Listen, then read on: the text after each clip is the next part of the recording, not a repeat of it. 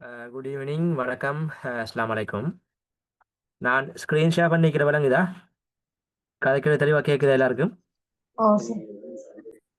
ஓ ஓ sir விளங்குது.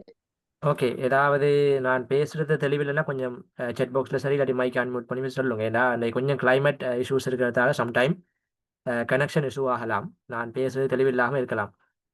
Okay. So நாங்கள் start பண்ணுவோம். அடுத்த ஆக்கள் ஜாயின் ஆகிக்கொள்ளட்டும். ஸோ நான் நினைக்கிறேன் இதில் 12 எஸ் 12 13வது கேள்வி வரைக்கும் பார்த்தோம்னு நினைக்கிறேன். ஸோ 14வது கேள்வியை பார்க்கணும் இன்னைக்கு நாங்கள். சார். ஓகே. ஸோ 14லேருந்து பார்க்கணும். நாங்கள் 7 மாத அளவுக்கு குயிக்காக அந்த பேப்பரை பார்த்து முடிப்போம். ஏன்னா நாங்கள் குறைஞ்சது 4 பேப்பர் சரி பார்த்து முடிக்கணும். சரியா? 4 பேப்பர் சரி பார்த்து முடிக்கணும். ஸோ எங்களை 2வது பேப்பர் தானே. ஸோ இந்த கிளாஸில் நாங்கள் 7 அளவுக்கு முடிக்க பார்ப்போம். ஓகே. ஸோ 14வது கேள்வியை பாருங்க. இதுக்கு முதல் படிச்ச ஏதாவது கேள்வி டவுட் இருக்கா? அந்த முன்னுக்கு வந்த 13 கேள்விலையும் நாங்கள் டிஸ்கஸ் பண்ணினதுல. ஓகே. ஸோ 14வது கேள்வியை பாருங்க. இந்தியாவின் உளவு பிரிவு எப்பெயரினால் அறியப்படுகின்றது? இந்தியாவின் உளவு பிரிவு எப்பெயரினால் அறியப்படுகின்றது? ஸோ இதுக்கு ஆன்சர் எல்லாருக்கும் தெரியும். ஏன்னா இந்தியாவோட உளவு பிரிவு எங்களுக்கு எல்லாருக்கும் தெரியும். ஸோ ஆன்சர் வந்து இதுக்கு 3வது ஆன்சர் ரோன்னு வரும். ஓகே. ஸோ ரோ விரிவாக்கம் உங்களுக்கு தெரியும். RAW research analysis wing. சரியா? ரிசர்ச் அனலைசிஸ் விங்னு சொல்லுவாங்க.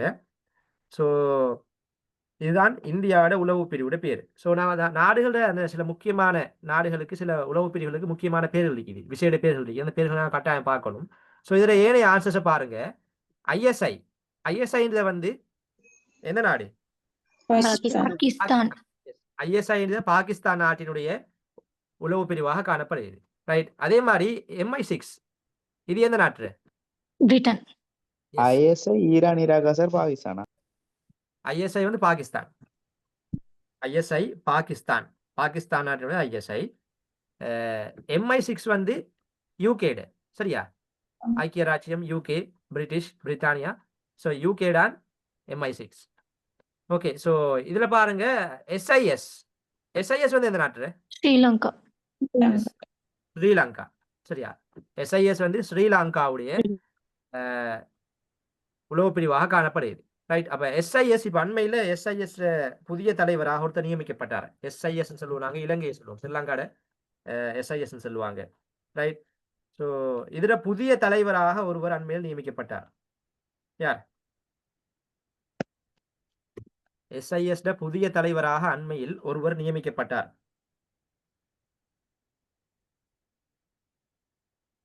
எனிவன்? ஸோ எஸ்ஐஎஸ் வந்து பாதுகாப்பு அமைச்சுக்கு கீழால இயங்கக்கூடிய உளவு பிரிவு. சரியா? பாதுகாப்பு அமைச்சுக்கு கீழே, டிஃபென்ஸ் மினிஸ்ட்ரிக்கு கீழால இயங்கக்கூடிய ஒரு உளவு பிரிவு. ஸோ இந்த உளவு பிரிவுக்கு நியூ பிரசிடென்ட், புதிய தலைவர் ஒருவர் அண்மையில் நியமிக்கப்பட்டார். அவர் பெயர் நலிந்த நியங்கொட. ரைட். நலிந்த நியங்கொட. நலிந்த நியங்கொட.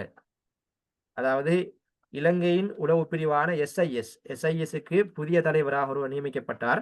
அவரோட பேர் வந்து நலிந்த நியங்கொட. ஸோ இந்த எஸ்ஐஎஸ் வந்து டிஃபென்ஸ் மினிஸ்ட்ரிக்கு கீழால இயங்கக்கூடிய ஒன்று. சரியா? டிஃபென்ஸ் மினிஸ்ட்ரிக்கு கீழால இயங்கக்கூடியது ஒன்று. ஸோ இலங்கை தற்போதைய பாதுகாப்பு அமைச்சர் யார்? டிஃபென்ஸ் மினிஸ்ட்ரிக்கு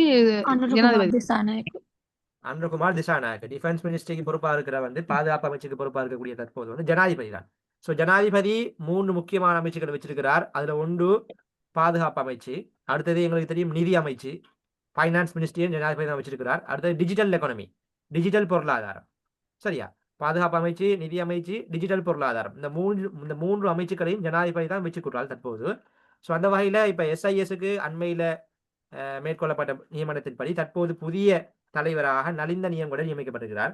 மேஜர் ஜெனரல் நலிந்த நியங்கொட. சரியா? அதே மாதிரி பாதுகாப்பு அமைச்சர் செயலாளர் யாரு? பாதுகாப்பு அமைச்சர் செயலாளர், டிஃபென்ஸ் மினிஸ்டர் செயலாளர். நந்திதா ரவி செனவிரத்ன. இல்ல, ரவி செனவிரத்ன இதுக்கு வர மாட்டார்.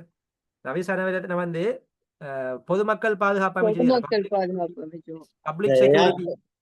ஏர் மார்ஷல் யாரோ போட்டேன். ஏர் மார்ஷல் ஒருத்தர் தான். சம்பத் துயோகொந்த. சரியா? சம்பத் துயோகொந்த.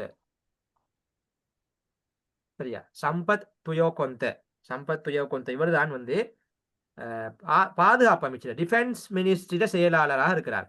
யாரோ நந்திக சனத் குமநாயக்க சொன்னீங்க. நந்திக சனத் குமநாயக்க வந்து ஜனாதிபதி செயலாளர். நந்திக சனத் குமநாயக்க வந்து ஜனாதிபதியில செயலாளர், secretary of the president, president secretary. சரியா? ஜனாதிபதியில செயலாளர் தான் நந்திக சனத் குமநாயக்க. பாதுகாப்பு அமைச்சின் செயலாளர் வேறு. அது அமைச்சுக்களுக்கு விசேடமாக ஒரு அமைச்சுக்களுக்கும் ஒரு செயலாளர் இருப்பாங்க. ஸோ அந்த வகையில் சம்பத் சாரி இல்ல ஓகே சார் சம்பத் யோகந்த எஸ் சம்பத் துயோகொந்த. ரவி செனவிரத்ன ஒரு ஆள் சொன்னீங்க. ரவி செனவிரத்ன வந்து பொதுமக்கள் பாதுகாப்பு அமைச்சர் ஒட்டிக்குது, பப்ளிக் செக்யூரிட்டி மினிஸ்ட்ரி ஒட்டிக்குது. ஸோ அதுல செயலாளர் தான் ரவி செனவிரத்ன. ரவி செனவிரத்ன பொதுமக்கள் பாதுகாப்பு அமைச்சர். பொதுமக்கள் பாதுகாப்பு அமைச்சர் யாரு? அமைச்சர் ஆனந்த விஜயபால. எஸ் ஆனந்த விஜயபால. ஆனந்த விஜயபால. ஸோ இதெல்லாமே மிக முக்கியமான அமைச்சுகள். நாட்டில் தினந்தோறும் பேசிக்கொள்ள இருக்கக்கூடிய அமைச்சுகள் வந்து இந்த அமைச்சுகள் தான். சரியா? ஆனந்த விஜயபால. ஸோ அந்த பொதுமக்கள் பாதுகாப்பு அமைச்சராக இருக்கக்கூடியவர் ஆனந்த விஜயபால. அதுல செக்ரட்டரி செயலாளர் ரவி செனவிரத்ன, ஜனாதிபதி செயலாளர் நந்திக சனத்குமநாயக்க. அதே மாதிரி அண்மையில் தற்போது இலங்கையுடைய உளவு பிரிவான SIS அதனுடைய தலைவராக நியமிக்கப்பட்டவர் நலிந்த நியகுட. சரியா?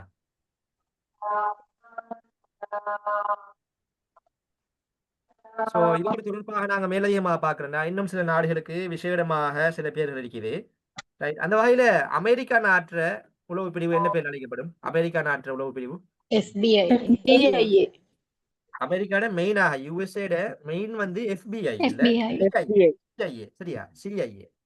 CIA தான் அமெரிக்கால வந்து இன்டர்நேஷனல் சர்வதேச ரீதியாக தொழிற்படக்கூடிய உளவு பிரிவு. FBI இருக்குது. ஆனா FBI வந்து உள்நாட்டு டொமெஸ்டிக். சரியா? FBI வந்து அமெரிக்காட டொமெஸ்டிக் உள்நாட்டு உளவு சேவை தான், உளவு பிரிவு தான் வந்து டொமெஸ்டிக் தான் FBI வரும்.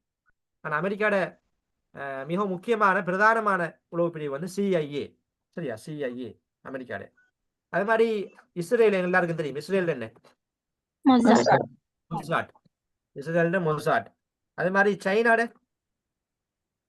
Ministry of security service. MSS சொல்லுவாங்க. Ministry of security service. MSS அந்த ஷார்ட் நேம் எல்லாம் ஞாபகம் வச்சுக்கொள்ளுங்க. MSS. அதே மாதிரி KGB ஆரம்பத்துல ஒன்று இருந்த, இப்ப KGB இல்ல. KGB எந்த நாட்டுல? Soviet union. சோவியத் யூனியன் இப்ப கலைக்கப்பட்டதால சோவியத் யூனியன் வராது. சோ இது ஆரம்பத்துல இல்ல. அந்த பழைய பேப்பர்ஸ் எல்லாம் வந்து வந்துச்சு இந்த கேள்வி. Soviet Union. So Soviet Union KGB-யாக காணப்பட்ட. சோ ரஷ்யாட என்ன? ரஷ்யாட தற்போது FSB. ரஷ்யாட 3 இருக்குது மெயினா. அதுல FSB, SVR, SGR.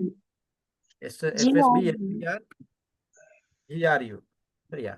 3 தான் ரஷ்யாட இருக்குது. சோ இந்த மாதிரியான சில முக்கியமான நாடுகள்ல அந்த உளவு பிரிவுகளை கொஞ்சம் பார்த்துக்கொள்ளுங்க. சரியா? ஓகே. அதுல அண்மையில இலங்கையை தான் நாங்க கொஞ்சம் மெயினாக பார்க்கணும். ஏன்னா இலங்கையில அண்மையில மிக முக்கியமான அந்த அப்பாயின்மெண்ட்கள் மேற்கொள்ளப்பட்டதானே. ஸோ அது காரணமாக அதையும் பார்த்துக்கொள்ளுங்க. இலங்கையில ஃபொரன்சிக் அது பேர் என்ன சார்? எதுல? இலங்கையில ஃபொரன்சிக்கு ஒரு இன்னொரு பேர் இருக்குல்ல? ஃபொரன்சிக்கு விசேட ஒன்று இருக்குதா? இலங்கைக்கு இல்லையா? யாராவது தெரிஞ்சிருக்கீங்களா? எனக்கு என்ன தெரியாது. ஓகே, நான் பார்த்து சொல்றேன். ஃபொரன்சிக் இல்லையா? ஃபொரன்சிக். ஓகே, பார்த்து சொல்றேன்.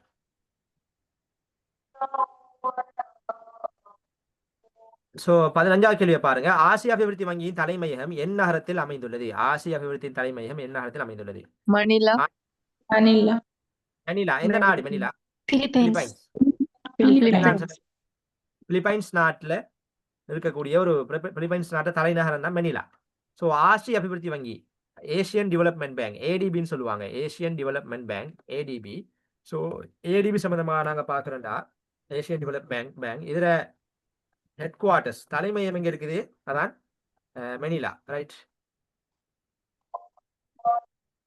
தலைமையம் ஹெட் குவார்ட்டர்ஸ் எங்க இருக்குன்னு கேட்டா மணிலா பிலிப்பைன்ஸ் நாட்டில் இருக்குது. ரைட். பிலிப்பைன்ஸ் நாட்டில் இருக்குது. ஸோ தற்போது இதனுடைய தலைவர் யாரு? தலைவர் மசாட்டோ கண்டா. இந்த நாடு ஜப்பான். Japan, very good. மெசோட்டோ கண்டா. தற்போதைய தலைவர் வந்து மெசோட்டோ கண்டா. இவர் வந்து எந்த நாட்டை சேர்ந்த ஆளு கேட்டா ஜப்பான் நாட்டை சேர்ந்தார். ரைட், ஜப்பான் நாட்டை சேர்ந்தார். ஆசியன் டெவலப்மெண்ட் வங்கி உருவாக்கப்பட்ட ஆண்டு வந்து 1966. 1966 உருவாக்கப்பட்டது. டிசம்பர் 19ஆம் தேதி. எங்களுக்கு ஆண்டு தான் மிக முக்கியம். டிசம்பர் 19ஆம் தேதி அது மறந்து போனாலும் ஆண்ட கட்டாயம் ஞாபகம் வச்சுக்கொள்ளுங்க. 1966ஆம் ஆண்டு. ரைட். அதே மாதிரி தற்போதைய எத்தனை உறுப்பு நாடுகள் காணப்படுகிறது? 69. 69 நாடுகள் தற்போது ஆசிய அபிவிருத்தி வங்கியில உறுப்பு நாடுகளாக காணப்படுகிறது. ஸோ இந்த வங்கி உருவாக்கப்பட்டதன் நோக்கம் ஆசியா கண்டத்தில் இருக்கக்கூடிய நாடுகளுக்கு பொருளாதார ரீதியாக கடன்களை வழங்குதல், அதனுடைய அபிவிருத்தியில் பங்கு கொள்ளல் போன்ற பிரதான நோக்கங்களுக்காக வேண்டித்தான் இந்த ஆசிய டெவலப்மெண்ட் வங்கி உருவாக்கப்பட்டது. ரைட், ஆசிய டெவலப்மெண்ட் வங்கி உருவாக்கப்பட்டது. ஸோ தற்போதைய தலைவர் மசட்டோ கண்டா ஜப்பான் நாட்டை சேர்ந்தால். ரைட். ஸோ இதோட இணைஞ்சுதான் அடுத்த ஆன்சர்ஸை பாருங்க. வாஷிங்டன்ல எந்த பேங்க் இருக்குது? எந்த World Bank. உலக வங்கி இருக்கிறது. அதாவது வேர்ல்ட் பேங்க், ஐபிஆர்டின்னு சொல்லுவோம். ஐபிஆர்டி உலக வங்கி, international bank for reconstruction and development, புனரமைப்புக்கும் அபிவிருத்திக்குமான சர்வதேச வங்கி. ஸோ அந்த வங்கியில தலைமையகம் அமைஞ்சிருக்கிறது வந்து வாஷிங்டன் டிசியில. அதனுடைய தற்போதைய தலைவர் அஜய் பாங்கா. சரியா, அஜய் பாங்கா. 1944ஆம் ஆண்டு உருவாக்கப்பட்ட வங்கி. சரியா, 1944. எந்த மாநாடு பார்த்திருக்கேன்? பிரிட்டன் வுட்ஸ் மாநாடு. 1944 ஜூலை மாதம் பிரிட்டன் வுட்ஸ் மாநாட்டின் மூலமாகத்தான் இந்த உலக வங்கி அதே மாதிரி சர்வதேச நாணய நிதியம் IMF ரெண்டுமே உருவாக்கப்பட்ட. சரியா, வாஷிங்டன் டிசியில் அதுல தலைமையகம் இருக்குது. உலக வங்கியின் தலைவர் வந்து அஜய் பாங்கா. அதே மாதிரி IMF சர்வதேச நாணய நிதியத்தின் தலைவர் வந்து மேனேஜிங் டைரக்டர் வந்து கிறிஸ்டலினா ஜோர்கீவா. சரியா, இதெல்லாம் பார்த்த விஷயங்கள் தான். கிறிஸ்டலினா ஜோர்கீவா. ரைட். அதே மாதிரி நியூயார்க்ல வந்து ஐக்கிய நாடுகள் சபையினுடைய தலைமையகம் வந்து அமைஞ்சிருக்கு நியூயார்க்ல. சரியா, நியூயார்க்ல வந்து ஐக்கிய நாடுகள் சபையினுடைய தலைமையகம் அமைஞ்சிருக்குது நியூயார்க்ல. ஜெனீவாவுல எந்த தலைமையம் இருக்குது? எந்த அமைப்புல ஜெனீவாவுல? மனித உரிமைகள் பேரவை. மனித உரிமைகள் பேரவை இருக்குது. வேற என்ன இருக்குது? WHO. எஸ், உலக சுகாதார ஸ்தாபனம் போன்ற மிக முக்கியமான நிறுவனங்கள். மனித உரிமைகள் பேரவை, உலக சுகாதார ஸ்தாபனம் போன்ற மிக முக்கியமான நிறுவனங்கள் ஜெனீவாவுல காணப்படுது. ஜெனீவா எந்த நாட்டுல இருக்கு? Geneva Switzerland. சரியா, ஜெனீவா வந்து Switzerland. So Geneva Switzerland. So இந்த 4 ஆன்சர்ஸும் ஓகே. 16வது கேள்வியை பாருங்க. 2025 கொழும்பு மாநகர சபை உருவாக்கப்பட்டு எத்தனை ஆண்டுகள் நிறைவடைந்துள்ளன? 75. 160. எஸ், கேள்வியை பாருங்க. கொழும்பு மாநகர சபை, கொழும்பு முனிசிபல் கவுன்சில் தான் கேட்டுகிறது கேள்வியாக. ஸோ கொழும்பு மாநகர சபை உருவாக்கப்பட்டு 2025 160 ஆண்டுகள் நிறைவு செய்யப்பட்டதாக கொண்டாடப்பட்டது. ஸோ எத்தனையாம் ஆண்டு அப்ப உருவாக்கப்பட்டிருக்கணும் கொழும்பு மாநகர சபை? 1865. Yes, 1865. Very good. 1865. So Colombo மாநகர சபை, கொழும்பு முனிசிபல் கவுன்சில், எங்களுக்கு தெரியும் இலங்கையில் உருவாக்கப்பட்ட முதலாவது மாநகர சபை வந்து கொழும்பு மாநகர சபை. 1865ஆம் ஆண்டு உருவாக்கப்பட்ட. ஸோ இதன் விளைவாகத்தான் 2025ஆம் ஆண்டு அது 160 வருடங்களை நிறைவு செஞ்சதாக சொல்லப்பட்டிருக்குது. ரைட். அப்ப 1865ஆம் ஆண்டு கொழும்பு மாநகர சபை உருவாக்கப்பட்ட அந்த கொழும்பு மாநகர சபையில முதலாவது மேயர் வந்து சார்ல்ஸ் பீட்டர் லேயார்ட்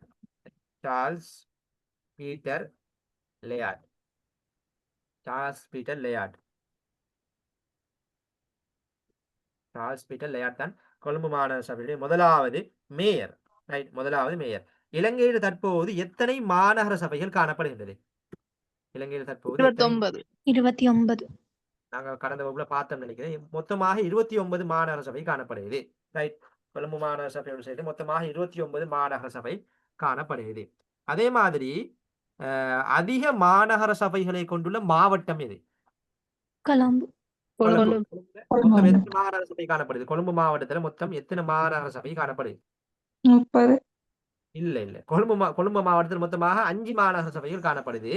இலங்கையில டோட்டலாக எத்தனை மாநகர சபை முனிசிபல் கவுன்சில் கேட்டா 29. 29. சரியா, குழப்பிக் கொள்ளக்கூடாது. இலங்கையில மொத்தமாக 29 மாநகர சபை காணப்படுது. அதுல 5 மாநகர சபை கொழும்பு மாவட்டத்தில் காணப்படுது. சரியா? இப்ப கொழும்பு மாவட்டம் தான் அதிகூடிய மாநகர சபைகளை கொண்டுள்ள இலங்கையில் உள்ள மாவட்டம். அதே மாதிரி முதலாவதாக உருவாக்கப்பட்ட மாநகர சபையும் கொழும்பு மாநகர சபை. சரியா? கொழும்பு மாநகர சபை தான் முதலாவதாக உருவாக்கப்பட்ட மாநகர சபை. சரியா? சோ மாநகர சபை நகர சபை எல்லாம் பார்த்தோம் தானே. இலங்கையில மொத்தமாக எத்தனை உள்ளூராட்சி சபைகள் காணப்படுது? 341. 341. 341. அதுல மாநகர சபை 29, நகர சபை 36, 36. அதே மாதிரி பிரதேச பிரதேச சபை சபைகள் 276. 276. சரியா? பிரதேச சபைகள் 276ன்னு பார்த்தோம். அப்ப எல்லாத்தையும் கூட்டினா 341 வரும்னு சொல்லி பார்த்திருக்கேன். சரியா? சோ அதுல நோ டவுட். ஓகே, அடுத்த கேள்வியை பாருங்க. அடுத்த கேள்வி அதோட ஓகே, இதோடையும் குறிச்சு கொள்ளுங்க. தற்போது கொழும்பு மாநகர சபையினுடைய மேயர் யார்? தற்போது கொழும்பு மாநகர சபையுடைய மேயர் ஒரு லேடி ஒன்று, என்பிபி கட்சியை சேர்ந்த ஒரு லேடி. பல்தாசார், ராய் பல்தாசார், ராய் கெலி பல்தசார். சரியா?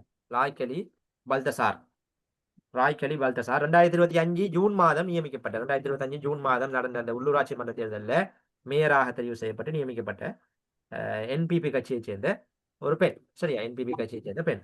அதே மாதிரி மொத்தமாக கொழும்பு மாநகர சபையில 117 ஆசனங்கள் காணப்படுகிறது. மொத்தமாக கொழும்பு மாநகர சபையில 117 சீட்ஸ் காணப்படுகிறது. அதுல இறுதியாக நடந்த 2025ஆம் ஆண்டு தேர்தலில் 48 சீட்ஸ், 48 ஆசனங்களை என்பிபி கட்சி கைப்பற்றி கொண்டது.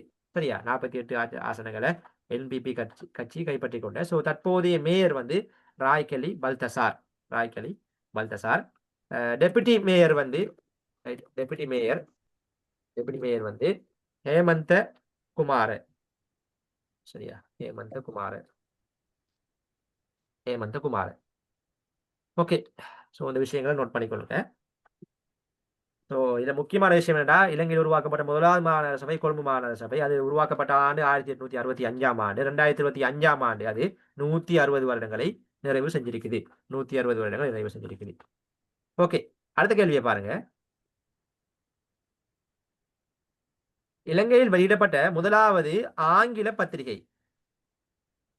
Colombo journal. Colombo Journal.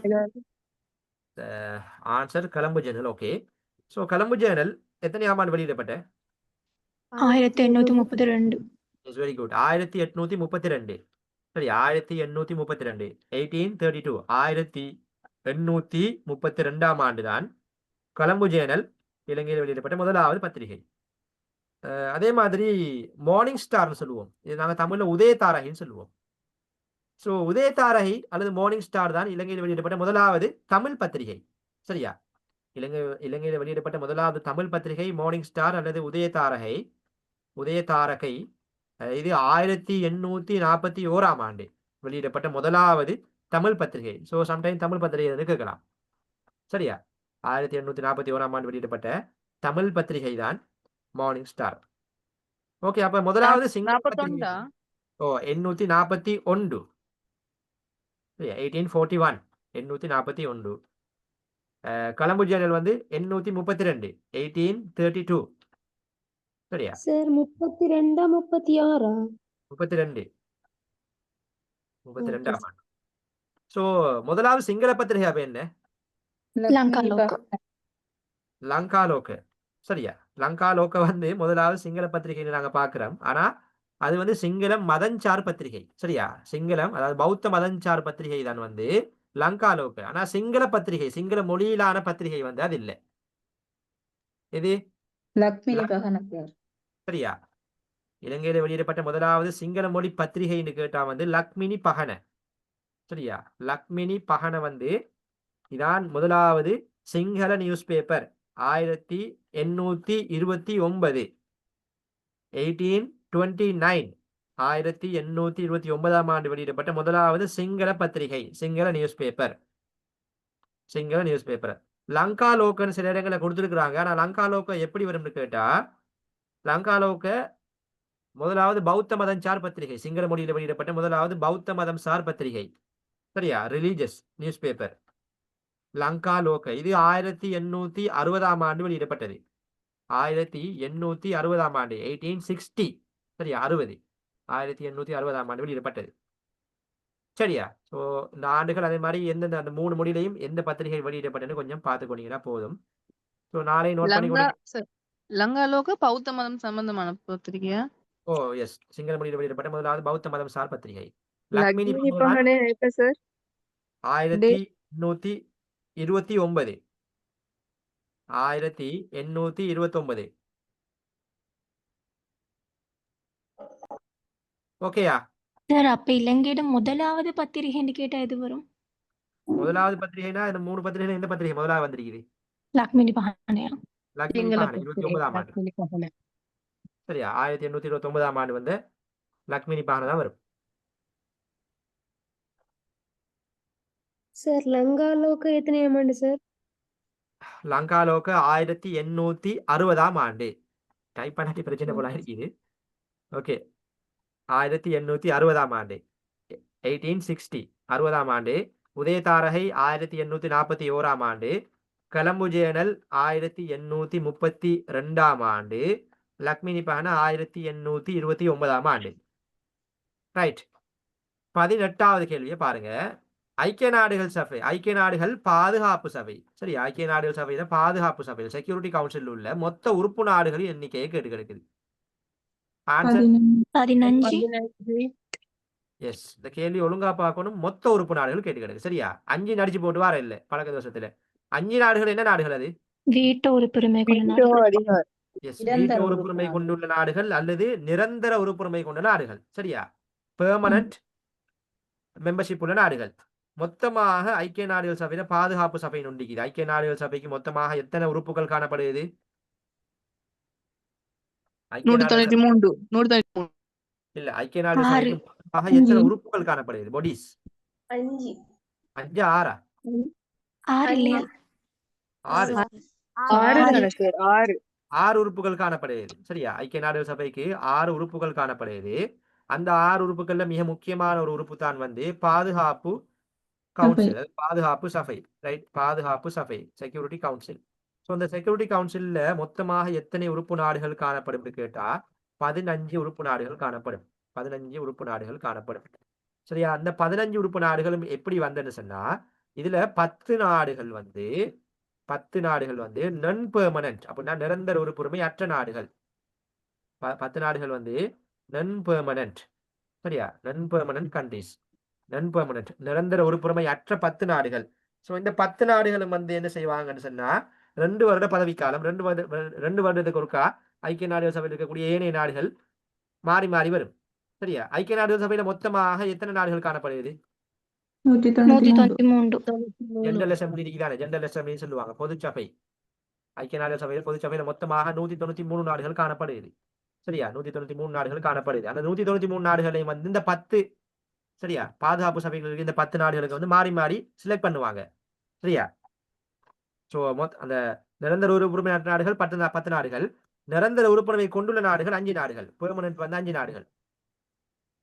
Right? இதான் இப்படிதான் அந்த 15 நாடுகள் வரும். ரைட்? பெர்மனன்ட் வந்து 15 நாடுகள். ஸோ சாரி 5 நாடுகள். ஸோ மொத்தமாக 15 நாடுகள். அதுல 10 நாடுகள் நிரந்தர உறுப்புரிமை அற்ற நாடுகள். ஸோ இந்த 10 நாடுகளும் மாறி மாறி வரும். இந்த 10 நாடுகள் வந்து 2 வருடத்துக்கு ஒரு நாடு பதவியில இருக்கும். சரியா? 2 வருடங்களுக்கு ஒரு முறை எலெக்ஷன் நடத்தி 10 நாடுகள் தெரிவு செய்வாங்க. ஐக்கிய நாடுகள் சபையில் இருக்கக்கூடிய மொத்த நாடு இந்த 193 நாடுகளையும் வந்து 10 நாடுகள் தெரிவு செய்யப்படும். ஆனா அந்த 5 நாடுகளும் வந்து அவங்க பெர்மனன்ட். சரியா? ஐக்கிய நாடுகள் சபையில பாதுகாப்பு சபையில் இருக்கக்கூடிய பெர்மனன்ட் நாடுகள். ஸோ இவங்களுக்கு தான் வீட்டோ பவர் இருக்குது. வீட்டோ அதிகாரம். அதாவது ஐக்கிய நாடுகள் சபையில் இருக்கக்கூடிய எந்த ஒரு தீர்மானத்தையும் எதிர்க்கக்கூடிய ஒரு அதிகாரம் தான் வீட்டோ பவர்னு சொல்லுவாங்க. சரியா? வீட்டோ அதிகாரம். ஸோ இந்த வீட்டோ அதிகாரம் கொண்டுள்ள நாடுகள் 5 நாடுகளையும் கட்டாயம் தெரிஞ்சிருக்கணும். இது எக்ஸாம்ஸ்ல கேட்டு வார. அந்த 5 நாடுகளும் என்னென்ன நாடுகள்? USA, UK, China, Russia, France. USA, UK, China, France, China, Russia. Russia, China. சரியா? Russia, China. ஸோ இதுல அடிக்கடி வார கேள்வி ஒன்று வார என்னடா இதுல இருக்கக்கூடிய ஆசிய நாடு எதுன்னு கேட்கிறேன். சரியா? China China. சரியா? சீனா. ஸோ ஐக்கிய நாடுகள் சபையினுடைய பாதுகாப்பு சபையின் நிரந்தர உறுப்புரிமை கொண்டுள்ள அல்லது வீட்டோ அதிகாரம் கொண்டுள்ள ஒரே ஒரு ஆசிய நாடு எதுன்னு கேட்கிறேன். சைனா. சரியா? ஒரே ஒரு ஆசிய நாடு வந்து சீனா நாடு. சார் அப்ப ரஷ்யா ஆசிய நாட்டுக்குள்ள வராதா? ரஷ்யா அதுக்குள்ள வராது. சரியா? ஒரே ஒரு ஆசிய நாடு வந்து பார்க்குற வந்து இதான். ஒன்லி ஏஷியன் கண்ட்ரி வந்து சார் சைனா தான் வரும். ரஷ்யாவின் ஆசியா கண்டத்துக்குள்ள நினைக்கிறேன். இல்ல ரஷ்யா 2 மிகப்பெரிய வரும். நாடு தான். யூரோப்புக்கு வரும். யூரோப்புக்குள்ளேயும் வரும். அது பெரிய நாடு தானே. அதால ம். ரெண்டு கண்டங்களுக்குள்ள வரும். சரியா? Okay sir. ரஷ்யா, சைனா வந்து முழுக்க முழுக்க இருக்கக்கூடிய ஒரே ஒரு ஆசிய நாடு. அதே மாரி இன்னொரு நாடும் நிரந்தர உறுப்புரிமை ரிக்வெஸ்ட் பண்ணக்கூடிய ஒரு நாடு. எந்த நாடு அது? இன்னும் அந்த நாடாக வர அங்கீகரிக்கப்படல. இந்தியாவா? இந்தியா. சரியா? இந்தியா வந்து ஐக்கிய நாடுகள் சபையினுடைய நிரந்தர உறுப்புரிமையை கோரக்கூடிய ஒரு நாடு. அது இன்னும் உத்தியோகபூர்வமாக வழங்கப்படவில்லை. இன் ஃபியூச்சர் வழங்கப்படலாம். ஸோ தற்போது இந்த பாதுகாப்பு கவுன்சில், இந்த பாதுகாப்பு சபையில் இருக்கக்கூடிய நாடுகள், சரியா? அந்த பாதுகாப்பு கவுன்சிலுக்கு தலைமை தாங்கக்கூடிய நாடு எது? செக்யூரிட்டி கவுன்சிலுக்கு இந்த 15 நாடுகள்லையும் தலைமை தாங்கக்கூடிய நாடு எந்த நாடு? யுஎஸ்ஏவா? 2025ல 2025க்கு பாதுகாப்பு கவுன்சிலுக்கு தலைமை தாங்கக்கூடிய நாடு சவுத் கொரியா. சரியா? South Korea. இந்த சவுத் கொரியா வந்து இந்த 10 நாடுகளுக்குள்ள இருக்குது. சவுத் கொரியா வந்து நிரந்தர உறுப்புரிமையற்ற அப்படின்னா சைல வீட்டோ இல்லாம வர அந்த நான் பெர்மனன்ட் கண்ட்ரீஸும் தலைமை தாங்கும் அந்த தலைமை மாதிரியா? தாங்கலாம். தலைமை தாங்கலாம். சரியா? தலைமை Okay, தாங்கலாம். ஸோ தற்போது தலைமை தாங்கக்கூடிய நாடு வந்து South Korea. Right. South Korea. South கொரியாவுக்கு அண்மையில ஒரு புதிய ஜனாதிபதி தெரிவு செய்யப்பட்டார். யாரு? சவுத் கொரியாவோட தற்போதைய ஜனாதிபதி.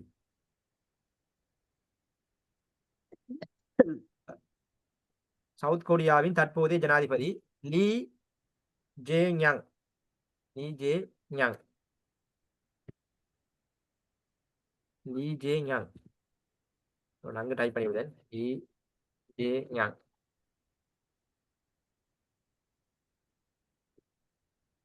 சரியா? லீ ஜே-ஞாங். சவுத் கொரியாவோட தற்போதைய ஜனாதிபதி.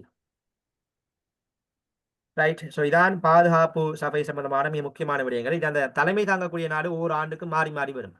சரியா? அதே மாதிரி 2 வருடங்களுக்கு ஒரு முறை இந்த 10 நாடுகளும் மாறும். நிரந்தர உறுப்புரிமை மற்ற நாடுகள் தானே. எலெக்ஷன் வச்சு செலக்ட் பண்ணுவாங்க. இந்த 10 நாடுகளும் மாறி மாறித்தான் வரும். இந்த 10 நாடு நிரந்தர உறுப்புரிமை மற்ற நாடுகள். இந்த 5 நாடும் மாறாது. ரைட். இந்த 5 நாடும் மாறாது. ஸோ இந்த 5 நாட்டு அந்த பேர்களை ஞாபகம் வச்சுக்கொள்ளுங்க.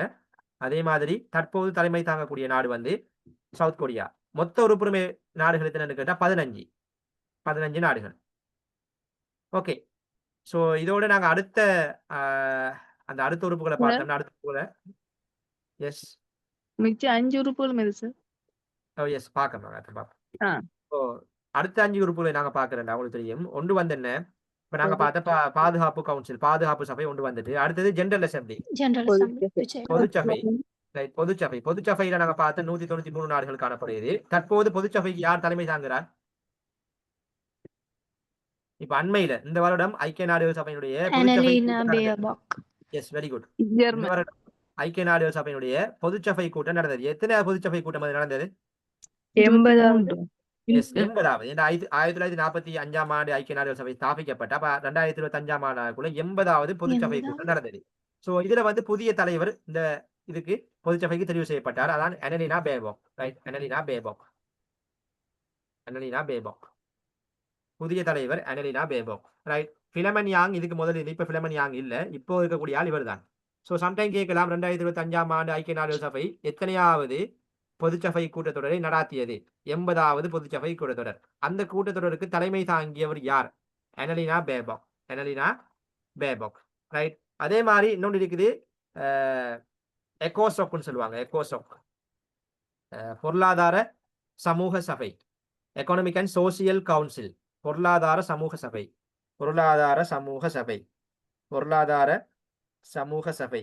பொருளாதார சமூக சபை. ஸோ பொருளாதார சமூக சபையை நாங்க பார்த்தோம் சொன்னா அதுக்கு தற்போது தலைமை தாங்கக்கூடிய ஆள் வந்து பொப்ரே. ரைட். பொப்ராய். சரியா? பொப்ராய். இது ஸோ உறுப்பா சார்? இது வந்து ஒரு உறுப்பு. பொருளாதார சமூக சபை வந்து ஒரு உறுப்பு. 6 உறுப்புகள்ல ஒன்று வந்து நாங்க மேல பார்த்த பாதுகாப்பு சபை, பொதுச்சபை, பொருளாதார சமூக சபை. ஸோ இதுல தலைவர் வந்து பொப்ராய். ஸோ இதுல மொத்தமாக 54 நாடுகள் காணப்படும். 54 நாடுகள் காணப்படும். சரியா? 54 நாடுகள் காணப்படும். ரைட். அடுத்தது வந்து 4 உறுப்புகள் பார்த்துட்டோமே. ரைட். அடுத்தது வந்து செயலகம் இருக்குது. ஐக்கிய நாடுகள் செயலகம், UN secretariat. Right. UN secretariat. So UN secretariat எங்களுக்கு தெரியும் நியூயார்க்ல அமைஞ்சிருக்குது. ஐக்கிய நாடுகள் சபையில் செயலகம் நியூயார்க்ல அமைஞ்சிருக்குது. அதுல செக்ரட்டரி ஜெனரல் செயலாளர் நாயம் எங்களுக்கு தெரியும் Antonio Guterres. Right, Antonio Guterres. So இவர் எந்த நாட்டை சேர்ந்தால்? போர்த்துகல். அன்டோனியோ குட்ரெஸ் வந்து போர்த்துகல் நாட்டை சேர்ந்தால். ஸோ இது ஒன்று. ஸோ அடுத்தது வந்து ஐசிஜேன்னு சொல்லுவாங்க, சர்வதேச நீதிமன்றம், இன்டர்நேஷனல் கோர்ட் ஆஃப் ஜஸ்டிஸ், உலக நீதிமன்றம் சொல்லுவாங்க. உலக நீதிமன்றம், சர்வதேச நீதிமன்றம், ICJ, international court of justice. So இதர தலைவராக தற்போது இருக்கக்கூடிய ஆள் யாரு? யுஜி இவசவா, ஜப்பான் நாட்டை சேர்ந்தார் யுஜி இவசவா. ஸோ ஐக்கிய நாடுகள் சபையினுடைய சர்வதேச நீதிமன்றம் எங்கு அமைஞ்சிருக்குது? நெதர்லாந்து ஹேக்ல அமைஞ்சிருக்குது. ரைட். ஸோ அடுத்த உறுப்பு ஒன்று இருக்குது. அந்த உறுப்பு வந்து மிச்சம் அவ்வளோ பேசு பொருளாக வார இல்லை. ஆனால் அந்த உறுப்போட பேரை கட்டாயம் தெரிஞ்சிருக்கோம் நீங்க. Trusteeship council. Right, trusteeship council அதாவது நம்பிக்கை பொறுப்பு சபை. ரைட், நம்பிக்கை பொறுப்பு சபை. ஸோ இந்த 6 தான் ஐக்கிய நாடுகள் சபையினுடைய உறுப்புகளாக காணப்படுகிறது. ஸோ இதில் மிக முக்கியம் வந்து எங்களுக்கு பாதுகாப்பு சபை முக்கியம், அதே மாதிரி ஜெனரல் அசம்பிளி முக்கியம், ஐக்கிய நாடுகள் செயலகம் முக்கியம், அதே மாதிரி ஐசிஜே சர்வதேச நீதிமன்றம் முக்கியம். ஸோ இந்த விஷயங்களை பார்த்துக்கொள்ளுங்க. ஓகே,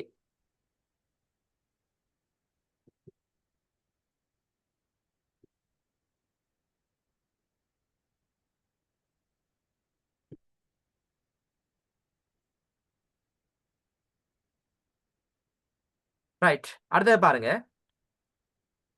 ஸோ ஆன்சர் வந்து எத்தனை? ஐக்கிய நாடுகள் சபை பாதுகாப்பு மொத்த உறுப்பு நாடுகள் 15. சரியா, 15. ஆன்சர் வந்து 15. ஸோ அந்த 15 எப்படி வந்ததுன்னு பார்த்துட்டோம். 5 வந்து அதில் இருக்கக்கூடிய நிரந்தர உறுப்புரிமை கொண்ட நாடுகள் 5. சரியா, 5. அதே மாதிரி 10 நிரந்தர உறுப்புரிமை அற்ற நாடுகள், நான் பெர்மனன்ட் கண்ட்ரிஸ். 193 நாடுகள் வந்து என்ன? ஐக்கிய நாடுகள் சபையில் இருக்கக்கூடிய மொத்த நாடுகள், அதாவது பொதுச்சபையில் இருக்கக்கூடிய மொத்த நாடுகளின் எண்ணிக்கை 193. ரைட், 193. ரைட். ஸோ 193வதாக இணைஞ்ச நாடு என்ன? ஐக்கிய நாடுகள் சபையில் 193வதாக இணைஞ்சு கொண்ட நாடு எஸ், தென் சூடான். எத்தனையாம் ஆண்டு இணைஞ்சு கொண்டது சவுத் சூடான்? 2011ஆம் ஆண்டு. எஸ், 2011. 2011ஆம் ஆண்டு 193வது நாடாக தென் சூடான் இணைஞ்சு கொண்டது, சவுத் சூடான் இணைஞ்சு கொண்டது. ரைட். 19வது கேள்வியை பாருங்க. இலங்கையில் எவ்வியாப்பு சீர்திருத்தத்தின் மூலம் இறுதி மாவட்டமான கிளிநொச்சி மாவட்டம் உருவாக்கப்பட்டது? 7வது. எஸ், எங்களுக்கு தெரியும் இலங்கையில் இறுதியாக உருவாக்கப்பட்ட மாவட்டம் கிளிநொச்சி மாவட்டம். ஸோ அந்த மாவட்டம் வந்து 7வது திருத்தம், 7th amendment. 7வது திருத்தம். சரி, 7வது திருத்தம் எத்தனையாம் ஆண்டு கொண்டு வரப்பட்ட? 1983. 1983. 83 84 கிளிநொச்சி மாவட்டம் உருவாக்கப்பட்ட 84. 84. 7வது திருத்தம் கொண்டு வரப்பட்டாலும் கிளிநொச்சி மாவட்டம் உருவாக்கப்பட்ட 84ஆம் ஆண்டு. சரியா, 84ஆம் ஆண்டு பிப்ரவரி மாதம் தான் கிளிநொச்சி மாவட்டம் உருவாக்கப்பட்ட. 1984 பிப்ரவரி மாதம் 7வது திருத்தம். ஸோ அதை ஞாபகம் வச்சுக்கோங்க. 84ஆம் ஆண்டு. சரியா, 84ஆம் ஆண்டு 1984. ஓகே, 17வது திருத்தத்துல என்ன ஸ்பெஷல் அம்சம்?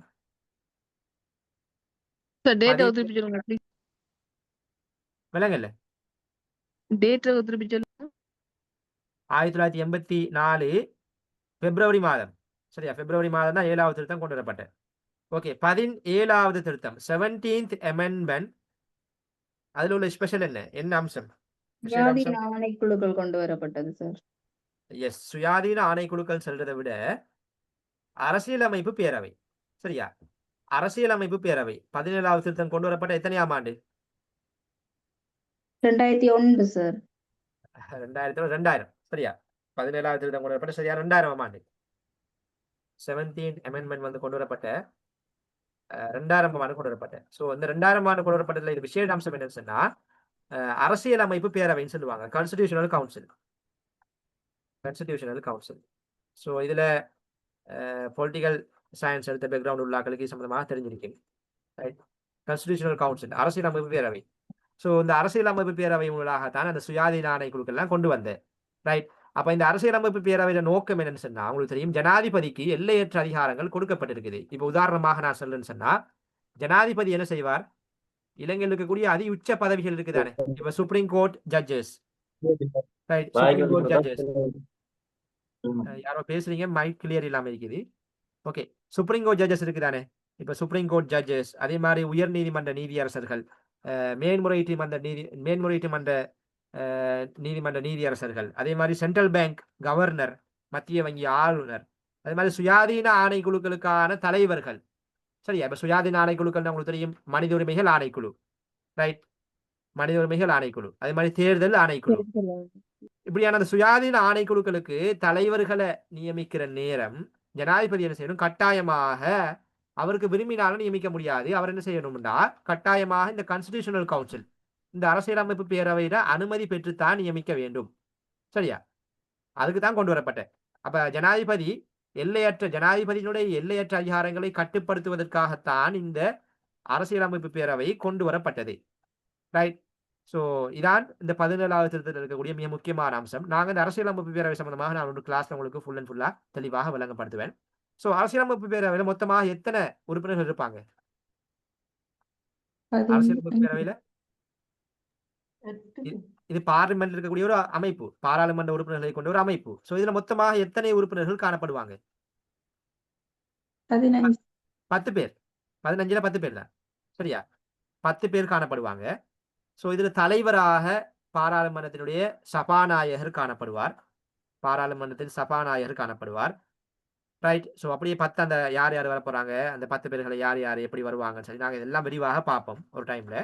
ஸோ இது மொத்தமாக இது 2000ஆம் ஆண்டு 17வது திருத்தத்தை கொண்டு வரப்பட்டது. அப்ப அரசியலமைப்பு பேரவை இலங்கையில் எப்போது அறிமுகப்படுத்தப்பட்டதுன்னு கேட்டா, அரசியலமைப்பின் 17வது திருத்தம் 17 அமெண்ட்மெண்ட் மூலமாக தான் கொண்டு வரப்பட்டது. ஸோ 17வது திருத்தத்தின் அம்சம் இதுதான்.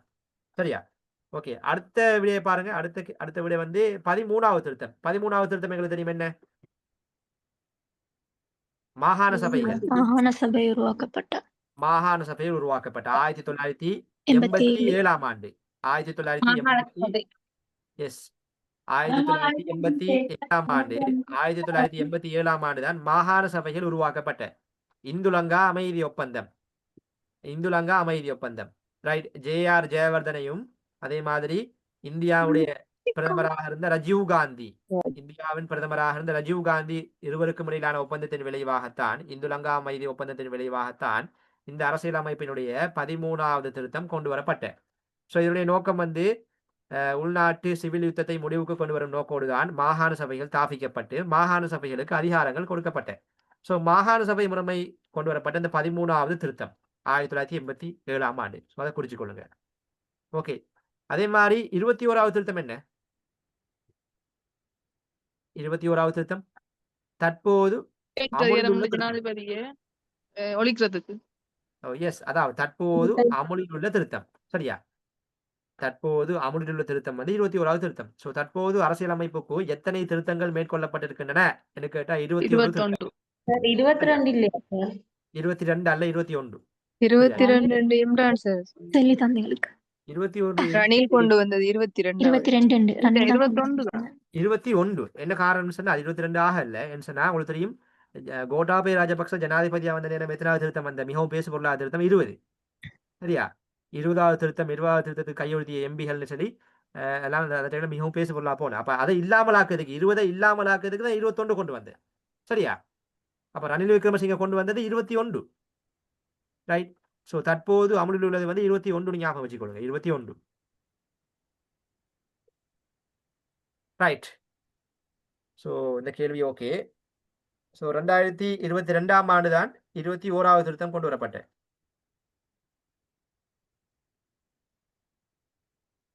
அதே மாதிரி இலங்கையில உருவாக்கப்பட்ட இறுதி மாகாணம் என்ன?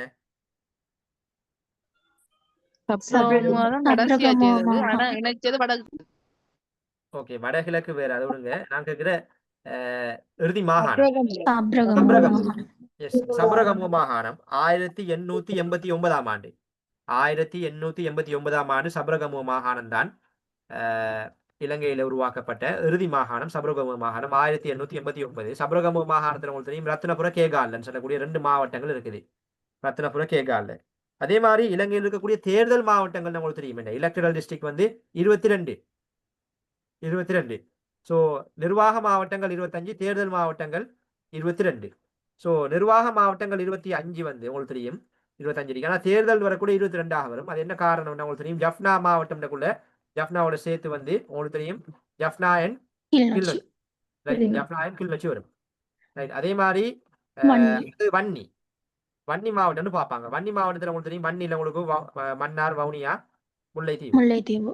ரைட், வன்னி மாவட்டத்தில் மன்னார், வவுனியா, முல்லைத்தீவு. ஸோ இந்த காரணத்துக்காக வேண்டித்தான் இந்த தேர்தல் மாவட்டங்கள் இப்படி 22 மாறி இருக்கு. Right, okay. ஸோ அடுத்த விஷயத்தை பாருங்க. 2025 ஆண்டிற்கான பிரிக்ஸ் அமைப்பு மாநாடு எங்கு நடைபெற்றது? Brazil, Rio de Janeiro. Yes. So 2025 ஆண்டுக்கான பிரேசில்ல தான் பிரிக்ஸ் அமைப்புற மாநாடு நடந்தது. ரைட், ஸோ ஆன்சர் வந்து பிரேசில் 2025 ஆண்டுக்கான மாநாடு. 2025 ஆண்டுக்கான மாநாடு நடந்த பிரேசில்ல 17வது மாநாடு, பிரிக்ஸ் அமைப்பின் 17வது 17th, சரியா, 17வது மாநாடு தான் பிரேசில்ல நடந்த 17வது மாநாடு. ஜூலை மாதம் நடந்துச்சு. ஜூலை மாதம் 6, 7ஆம் தேதியில நடந்துச்சு. ஓகே, அப்ப அடுத்த மாநாடு 18வது மாநாடு எங்க நடைபெற இருக்குது? 2026 ஆண்டுக்கான. எஸ். ஸோ 2026 ஆண்டிற்கான பிரிக்ஸ் அமைப்பினுடைய 18வது மாநாடு வந்து இந்தியாவில் நடக்க இருக்குது. சரியா? ஸோ சைட்ல குறிச்சு கொடுங்க. சம்டைம் 2026 ஆண்டு எங்கு நடைபெற தீர்மானிக்கப்பட்டதுன்னு கேட்கலாம். ஸோ ஆன்சர் வந்து இந்தியா. 2026 ஆண்டுக்கு 18வது மாநாடு இந்தியாவில் நடக்க இருக்குது. அதே மாதிரி இந்தோனேஷியாவை பொறுத்த மட்டும் பிரிக்ஸ் அமைப்புல இறுதியாக இணைஞ்சு கொண்ட நாடு, அதாவது 2025 ஆண்டு, எஸ், 2025 ஆண்டு பிரிக்ஸ் அமைப்புல இறுதியாக இணைஞ்சு கொண்ட நாடு எதுன்னு கேட்டா இந்தோனேஷியா. சரியா? ஸோ சம்டைம் கேட்கலாம், 2025 ஆண்டு பிரிக்ஸ் அமைப்புல இறுதியாக இணைஞ்சு கொண்ட நாடு எது? இந்தோனேஷியா. Right, Indonesia. ஓகே, அதே மாதிரி பிரிக்ஸ் அமைப்பு சம்பந்தமாக நாங்கள் மேலதிகமா பார்க்குறேன்னு சொன்னா உங்களுக்கு தெரியும், பிரிக்ஸ் அமைப்போட விரிவாக்கம் என்னன்னு சொன்னா பிரிக்ஸ்ல இருக்கக்கூடிய அந்த நாடுகள். ரைட், இதுல பிரிக்ஸ் சொல்லுவாங்க. பிரிக்ஸ்ல பி வந்து Brazil, right, Russia, Brazil, yes, சீனா, ஆர் வந்து Russia, India, right, India, Canada, South Africa. Yes, China China, South Africa. China, India, China, South South Africa. Right, India, China, South Africa. So இந்த நாடுகள் தான் BRICS அமைப்பில் இருக்கக்கூடிய நாடுகள். Right, so இதுல 2024 ஆண்டு சில நாடுகள் ஜாயின் ஆகின. ரைட், 2024 ஆண்டு சில நாடுகள் ஜாயின் ஆகின. Iran, Egypt, Ethiopia, Iran, Saudi Arabia, yes, Iran, Egypt, Ethiopia, right, Ethiopia, Saudi Arabia, Saudi Arabia, UAE, right, UAE. So sometime கேட்கலாம், பின்வருவனவற்றுள் 2024 ஆண்டில் பிரிக்ஸ் அமைப்பில் இணைந்து கொண்ட நாடுகளின் வரிசையை தெரிவு செய்க அப்படின்னு கேட்டு 4 ஆன்சர் தந்து குழப்பி தரலாம். ஸோ இந்த நாடுகளை கட்டாயம் ஞாபகம் வச்சுக்கோங்க. Iran, Egypt, Ethiopia, Saudi Arabia, UAE. அதே மாதிரி 2025 ஆண்டு ஜாயின் ஆகின, இறுதியாக ஜாயின் ஆகின நாடு தான் வந்து இந்தோனேஷியா. ரைட், இந்தோனேஷியா இறுதியாக இணைஞ்சு கொண்ட நாடு. அதே மாதிரி பிரிக்ஸ் அமைப்பு உருவாக்கப்பட்ட, ஸ்தாபிக்கப்பட்ட ஆண்டு வந்து எதுன்னு கேட்டீங்கன்னு சொன்னா 2009 ஆண்டு. 2009 ஆண்டு தான் பிரிக்ஸ் அமைப்பு ஸ்தாபிக்கப்பட்ட, உருவாக்கப்பட்ட ஆண்டு. 2009 ஜூன் மாதம் உருவாக்கப்பட்டது. ரைட், ஸோ இதான் பிரிக்ஸ் அமைப்பு சம்பந்தமான மிக முக்கியமான அப்டேட்ஸ். ரைட், பிரிக்ஸ் அமைப்பு சம்பந்தமான மிக முக்கியமான அப்டேட்ஸ் வந்து இதுதான். சரியா? ஓகே, ஸோ எங்களுக்கு முக்கியம் வந்து என்னன்னு சொன்னா அந்த மாநாடு நடந்த ஆண்டுகளை கொஞ்சம் பார்த்துக்கொள்ளுங்க. அதே மாதிரி இறுதியாக அணிஞ்சு கொண்ட நாடு 2024 ஆண்டு அணிஞ்சு கொண்ட நாடு, அதுல கொஞ்சம் பார்த்தீங்கன்னா அது உங்களுக்கு தாராளமா போதும். ரைட்,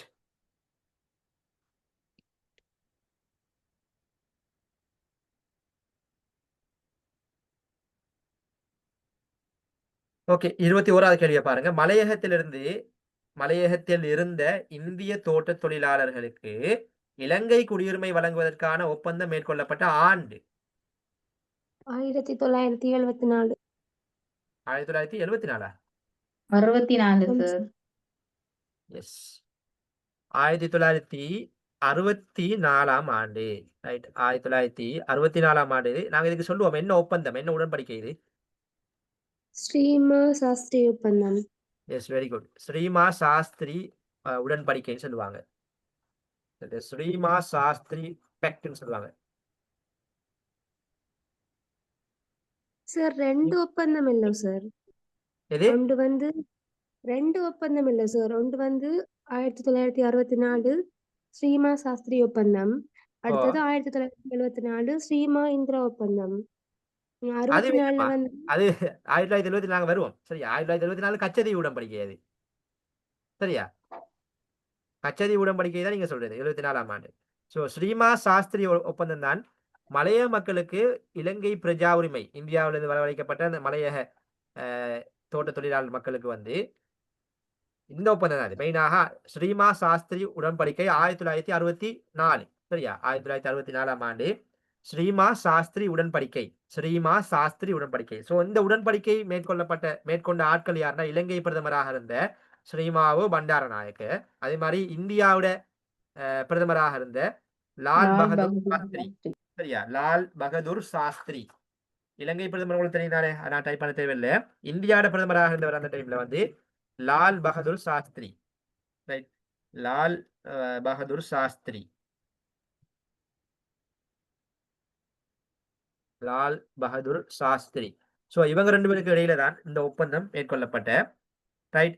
1964ஆம் ஆண்டு 1964ஆம் ஆண்டு அக்டோபர் 30ஆம் தேதி மேற்கொள்ளப்பட்ட. அக்டோபர் 30ஆம் தேதி மேற்கொள்ளப்பட்ட.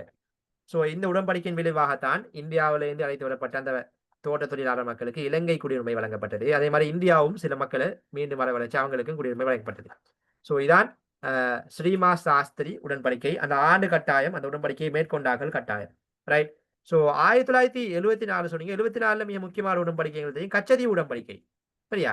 கச்சதீவு இலங்கைக்கு சொந்தமான தீவுன்னு சொல்லி அறிவிக்கப்பட்ட ஆண்டுதான் 1974ஆம் ஆண்டு. ஸோ இந்த உடன்படிக்கையை மேற்கொண்ட ஆக்களும் வந்து 74ஆம் ஆண்டு இலங்கையில பிரதமராக இருந்த ஸ்ரீமாவு பண்டாரநாயக்க, அதே மாதிரி இந்தியாவோட பிரதமராக இருந்த இந்திரா காந்தி. சரியா? இந்தியாவோட பிரதமராக இருந்த இந்திரா காந்தி. ஸோ சம்டைம் கேட்கலாம் கச்சதீவு உடன்படிக்கை மேற்கொள்ளப்பட்ட ஆண்டு எதுன்னு கேட்கலாம். ஏன்னா இப்ப அண்மையில இந்த அந்த கச்சதீவு ஒப்பந்தத்துக்கு என்ன உடன்படிக்கை பேர் சார்? இந்தோ கச்சதீவு இலங்கை ஒப்பந்தம். இந்தோ இலங்கை ஒப்பந்தம் தானே? இல்ல கச்சதீவு உடன்படிக்கை தான் அதுல பேரு. சரியா? கச்சதீவு உடன்படிக்கை. ஸோ இந்தோ கச்சதீவு இலங்கை இப்ப அண்மையில கடல்சார் பேசு ஒப்பந்தம் பொருளாக நேற்று தோணுச்சு. சொன்னீங்க. உங்களுக்கு தெரியும் இந்தியா நடிகர் அந்த விஜய் வந்து கச்சதீவை இந்தியாவுக்கு மீட்கணும் சொல்லி ஒரு அந்த ஒரு ஸ்பீச் ஒன்று பண்ணதால இது கொஞ்சம் பேசு பொருளாக போனுச்சு. அதுக்கப்புறம் அண்டகுமார் திசாநாயக்கவும் உங்களுக்கு தெரியும் இலங்கை வரலாற்றுல கச்சதீவுக்கு பயணம் செய்த முதல் ஜனாதிபதியாக அண்டகுமார் திசாநாயக்க காணப்படுகின்றார். ஸோ இந்த உடன்படிக்கை மேற்கொள்ளப்பட்ட ஆண்டு 1974ஆம் ஆண்டு இந்திரா காந்தி, இந்திய பிரதமர் இந்திரா காந்தி கச்சதீவு இலங்கைக்கு சொந்தமான தீவுன்னு சொல்லி எழுதி கொடுத்தார். சரியா? இலங்கைக்கு சொந்தமான தீவுன்னு சொல்லி எழுதி கொடுத்தார். 1974ஆம் ஆண்டு கச்சதீவு உடன்படிக்கை. அந்த ஆண்டு கட்டாயமா ஞாபகம் வச்சுக்கொள்ளுங்க. ரைட். அதே மாதிரி 1987ஆம் ஆண்டு தான் இந்துலங்கா அமைதி ஒப்பந்தம். இந்துலங்கா அமைதி ஒப்பந்தம் 1987ஆம் ஆண்டு நாங்க பார்த்தோம். ஜே.ஆர். ஜெயவர்தனவும் அதே மாதிரி ராஜீவ் காந்தி, இந்தியாவோட பிரதமர் ராஜீவ் காந்தியும் இலங்கையின் ஜனாதிபதியாக இருந்த ஜே.ஆர். ஜெயவர்தனவுக்கும் இடையிலான ஒப்பந்தம். அதை நாங்கள் மேல பார்த்துட்டோம். இதன் விளைவாகத்தான் மாகாண சபைகள் தாவிக்கப்பட்ட, அதே மாதிரி இலங்கையில 13வது யாப்பு சீர்திருத்தம் கொண்டு வரப்பட்ட, எல்லாமே 87ஆம் ஆண்டு மேற்கொள்ளப்பட்ட இந்த ஒப்பந்தத்தோட பேரை சொல்லுங்க சார். இந்துலங்கா அமைதி ஒப்பந்தம். இந்துலங்கா அமைதி ஒப்பந்தம்.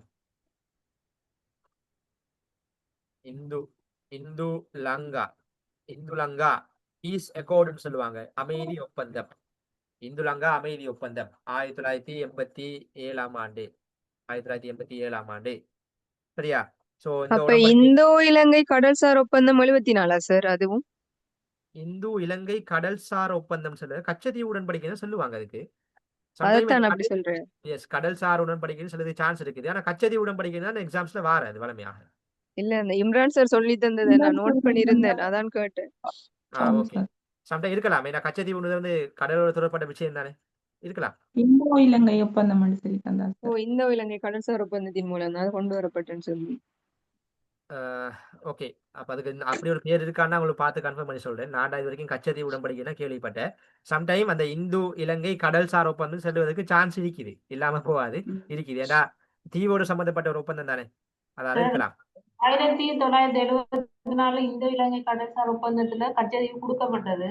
1976 மீனவர்களுக்கான எல்லையை நிர்ணயிக்கிற ஒப்பந்தத்தினூடாக தான் அவங்களோட அந்த எல்லை பிரச்சனைக்கு இது ஒப்பந்தம் கொண்டு வரப்பட்டது செய்யப்பட்டது. Okay right okay. ஸோ நான் பார்த்து உங்களுக்கு கன்ஃபார்ம் பண்ணுறேன். இப்போதைக்கு நீங்கள் நோட் பண்ணி வச்சுக்கொள்ளுங்க. அப்போ இந்துலங்கா அமைதி ஒப்பந்தம் 1987 ஆண்டு. ஸோ இதன் விளைவாகத்தான் 13வது திருத்தம், அதே மாதிரி மாகாண சபைகள் ஸ்தாபிக்கப்பட்ட. ரைட். அடுத்தது பாருங்க, 1952 ஆண்டு ஒரு முக்கியமான ஒப்பந்தம் ஒன்று நடந்தது. என்ன ஒப்பந்தம்? 1952 ஆண்டும் இலங்கைக்கும் எந்த நாட்டுக்கும் இடையிலான மிக முக்கியமான ஒப்பந்தம் ஒன்று நடந்தது. எஸ், சீனா. 1952 ஆண்டு அரிசி ரப்பர் ஒப்பந்தம். எஸ், ரப்பர் ரைஸ் எக்ரிமெண்ட் சொல்லுவாங்க. Rubber rice agreement. அதாவது இலங்கை வந்து ஒரு அரிசி பஞ்சம், இலங்கையில அரிசி பஞ்சம் ஏற்பட்ட, சரியா? அப்ப அதுக்கு வந்து இலங்கையில இருக்கக்கூடிய ரப்பர்களை ஏற்றுமதி செஞ்சு அதுக்கு பதிலாக நெல்லை கொள்வனவு செய்யக்கூடிய ஒப்பந்தம், சரியா? அப்ப இலங்கை வரலாற்றில் மேற்கொள்ளப்பட்ட முதலாவது பண்டமாற்று ஒப்பந்தம் என்று கேட்டா இந்த 1952 ஆண்டு மேற்கொள்ளப்பட்ட ரப்பர் அரிசி ஒப்பந்தம். சோ இந்த ரப்பர் அரிசி ஒப்பந்தம் இலங்கைக்கும் சீனாவுக்கும் இடையிலான ஒப்பந்தம்.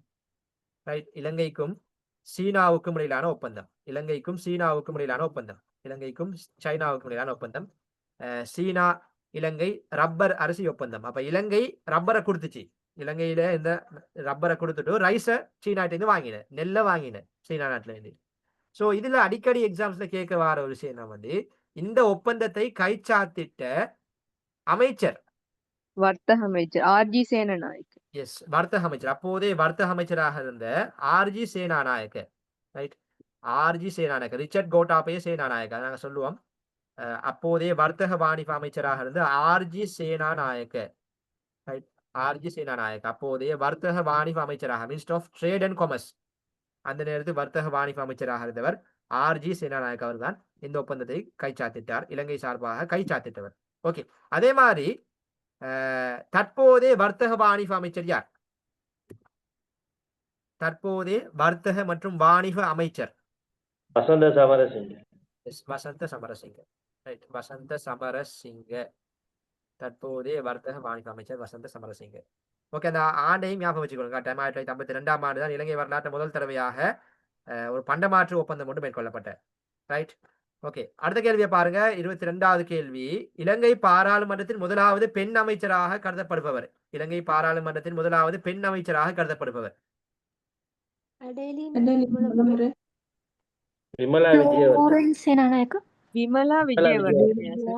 கேள்வியை பார்க்கணும். பெண் அமைச்சர், சரியா? அமைச்சர் விமலா விஜயவர்தனா. எஸ், பெண் அமைச்சர். ஃபர்ஸ்ட் ஃபீமேல் மினிஸ்டரை கேட்டுக்கிட்டு. ஆனா இதுல தந்த 4 பேரும் மிக முக்கியமான ஆட்கள் தான். இந்த 4 பேருமே மிக முக்கியமான நபர்கள் தான். ஸோ இதுக்குரிய ஆன்சர் வந்து விமலா விஜயவர்தன. ஸோ விமலா விஜயவர்தன இலங்கையின் பெண் அமைச்சராக எத்தனையாம் ஆண்டு தெரிவு செய்யப்பட்டார்? என்ன அமைச்சு கொடுக்கப்பட்டதா இருக்கு? 1956 சுகாதார அமைச்சர். எஸ், 1956 ஆண்டு சுகாதார அமைச்சர் தான் அவருக்கு கொடுக்கப்பட்டது. சுகாதார அமைச்சர். ஸோ குறிச்சுக்கொள்ளுங்க. 1956 1956 1956 ஆண்டு சுகாதார அமைச்சராக வந்த விமலா விஜயவர்தன தான் இலங்கையின் முதலாவது பெண் அமைச்சராக காணப்படுகின்றார். ஓகே. அதே மாதிரி எடலின் மொலமுறை. எடலின் மொலமுறை யாரு? எடலின் மொலமுறை முதலாவது உறுப்பினரா சார்? எஸ், இலங்கை சட்டசபைக்கு தெரிவு செய்யப்பட்ட முதலாவது பெண் உறுப்பினர். இலங்கை சட்டசபை உங்களுக்கு தெரியும், இலங்கையில லெஜிஸ்லேட்டிவ் கவுன்சில், லெஜிஸ்லேச்சர் சொல்லுவாங்க. ஸோ அந்த நேரத்தில் இலங்கையில சட்டசபையாக காணப்பட்ட 1931 ஆண்டு தான் எடலின் மொலமுறை தெரிவு செய்யப்பட்ட. 1931 ஆண்டு இலங்கையில சட்டசபை என்ன பெயர் கொண்டு அழைக்கப்பட்டது? 1931 ஆண்டு டொனமூர் யாப்பின் கீழ் இலங்கையினுடைய சட்டசபை என்ன பெயர் கொண்டு அழைக்கப்பட்டது? அரசு கழகம். அரசு கழகம், சரியா? அரசு கழகம், ஸ்டேட் கவுன்சில் சொல்லுவாங்க. ஸ்டேட் கவுன்சில், அரசு கழகம். தமிழ்ல அரசு கழகம்னு சொல்லுவோம். அரசு கழகம் 1931 ஆண்டு டொனமூர் யாப்பு. சோ இந்த அரசு கழகத்துக்கு தெரிவு செய்யப்பட்ட நபர் தான், பெண் தான், முதலாவது பெண் தான் எடலின் மொலமுறை. ரைட். எடலின் மொலமுறை. சோ எடலின் மொலமுறை யாருன்னு சொன்னா உங்களுக்கு தெரியும், இலங்கையுடைய முதலாவது சபாநாயகராக கருதப்படக்கூடிய ஆள் யாரு? பிரான்சிஸ் மொலமுறை. பிரான்சிஸ் மொலமுறையோட வைஃப் தான் எடலின் மொலமுறை. சரியா? பிரான்சிஸ் மொலமுறை இலங்கையின் முதலாவது சபாநாயகராக கருதப்படக்கூடிய ஆள். ஸோ அவருடைய வைஃப் தான் எடலின் மொலமுறை. 1931ஆம் ஆண்டு இலங்கையினுடைய சட்டசபை, அதாவது அந்த நேரத்தில் அரசு கழகம் அழைக்கப்பட்ட அந்த சபைக்கு தெரிவு செய்யப்பட்ட முதலாவது பெண். ஸோ இலங்கை உங்கள்ட்ட கேள்வி கேட்கலாம், இலங்கையிலே முதலாவது சட்டசபைக்கு தெரிவு செய்யப்பட்ட பெண் யாருன்னு கேட்டா எடலின் மொலமுறை. ஆனா இலங்கையிலே பாராளுமன்றத்துக்கு முதலாவது தெரிவு செய்யப்பட்ட பெண் யாருன்னு கேட்டா என்ன? Florence Senanayake. Florence Senanayake. So சட்டசபை அல்லது அரசு கழகம்னு கேட்டா எடலின் மொலமுறை. ஆனா பாராளுமன்றம்னு தெளிவாக தந்திருந்தாங்கன்னு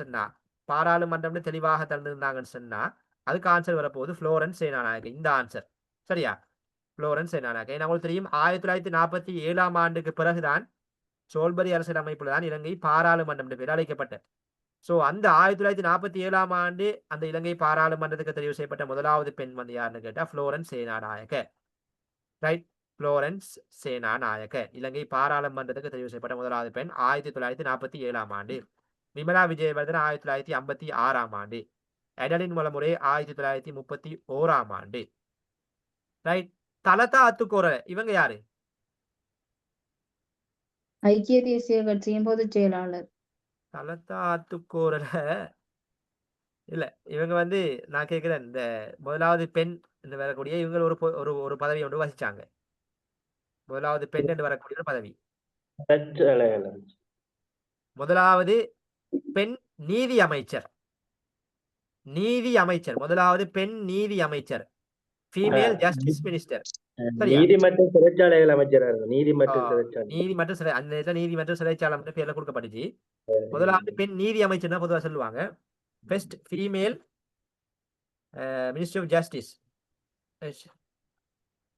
ஃபர்ஸ்ட் ஃபீமேல் முதலாவது மினிஸ்டர் ஆஃப் ஜஸ்டிஸ். முதலாவது பெண் நீதி அமைச்சர்னு கேட்டா தலதா அத்துக்கோர 2017ஆம் ஆண்டு.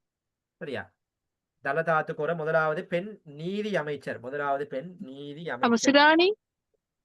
ஷிராணி பண்டாரநாயக்க முதலாவது பெண் பிரதம நீதி அரசர். அது சீஃப் ஜஸ்டிஸ். ரெண்டையும் குழப்பிக் கொள்ள கூடாது. சரியா? சீஃப் ஜஸ்டிஸ் வேற. சீஃப் ஜஸ்டிஸ்ல வந்து என்ன, உயர் நீதிமன்றத்துல சுப்ரீம் கோர்ட்ல இருக்கக்கூடிய அதி உச்ச பதவி. சரியா? சுப்ரீம் கோர்ட்ல இருக்கக்கூடிய பிரதம எல்லா நீதிபதிகளுக்கும் தலைவர் தான் வந்து சீஃப் ஜஸ்டிஸ், பிரதம நீதி அரசர், சீஃப் ஜஸ்டிஸ். அதான் ஷிராணி பண்டாரநாயக்க 2013ஆம் ஆண்டு. சரியா? ஆனா இது வந்து அரசியல். இது வந்து பார்லிமெண்ட்ல நீதி அமைச்சுன்னு சொல்லி அமைச்சர் இருக்கும். அமைச்சர், அந்த அமைச்சுக்கு பொறுப்பா இருக்கக்கூடிய ஆள் தான் வந்து நீதி அமைச்சர். அவங்க தான் வந்து தலதா அத்துக்கோரல. தற்போதைய நீதி அமைச்சர் யாரு? தற்போதைய நீதி அமைச்சர் ஹர்ஷன நாணயக்கார. ஹர்ஷன நாணயக்கார தற்போதைய இலங்கையினுடைய நீதி அமைச்சர். ஹர்ஷன நாணயக்கார. சரியா? ஹர்ஷன நாணயக்கார தற்போதைய இலங்கையுடைய நீதி அமைச்சர். அந்த அமைச்சுக்கள் சம்பந்தமாக கொஞ்சம் கட்டாயம் பார்த்துக்கொள்ளுங்க. மிக முக்கியமான அமைச்சுக்களை கட்டாயம் பார்த்துக்கொள்ளுங்க. ஓகே, ஸோ இந்த 4ஐயும் பார்த்துட்டோம் யார் யாருன்னு சொல்லி. 23ஆவது கேள்வியை பாருங்க. சர்வதேச குற்றவியல் நீதிமன்றம் ஸ்தாபிக்கப்பட்ட ரோம் ஒப்பந்தத்தில் இறுதியாக இணைந்து கொண்ட நாடு? யுக்ரைன். எஸ், இது பார்த்த மாதிரி தான் ஞாபகம் இருக்கு எனக்கு. இறுதியாக இணைந்து கொண்ட நாடு. ஸோ சர்வதேச குற்றவியல் நீதிமன்றம் ஸ்தாபிக்கப்பட்ட ஒப்பந்தம் என்று கேட்டா உங்களுக்கு சொல்ல தெரிஞ்சிருக்கணும், ரோம ஒப்பந்தம்.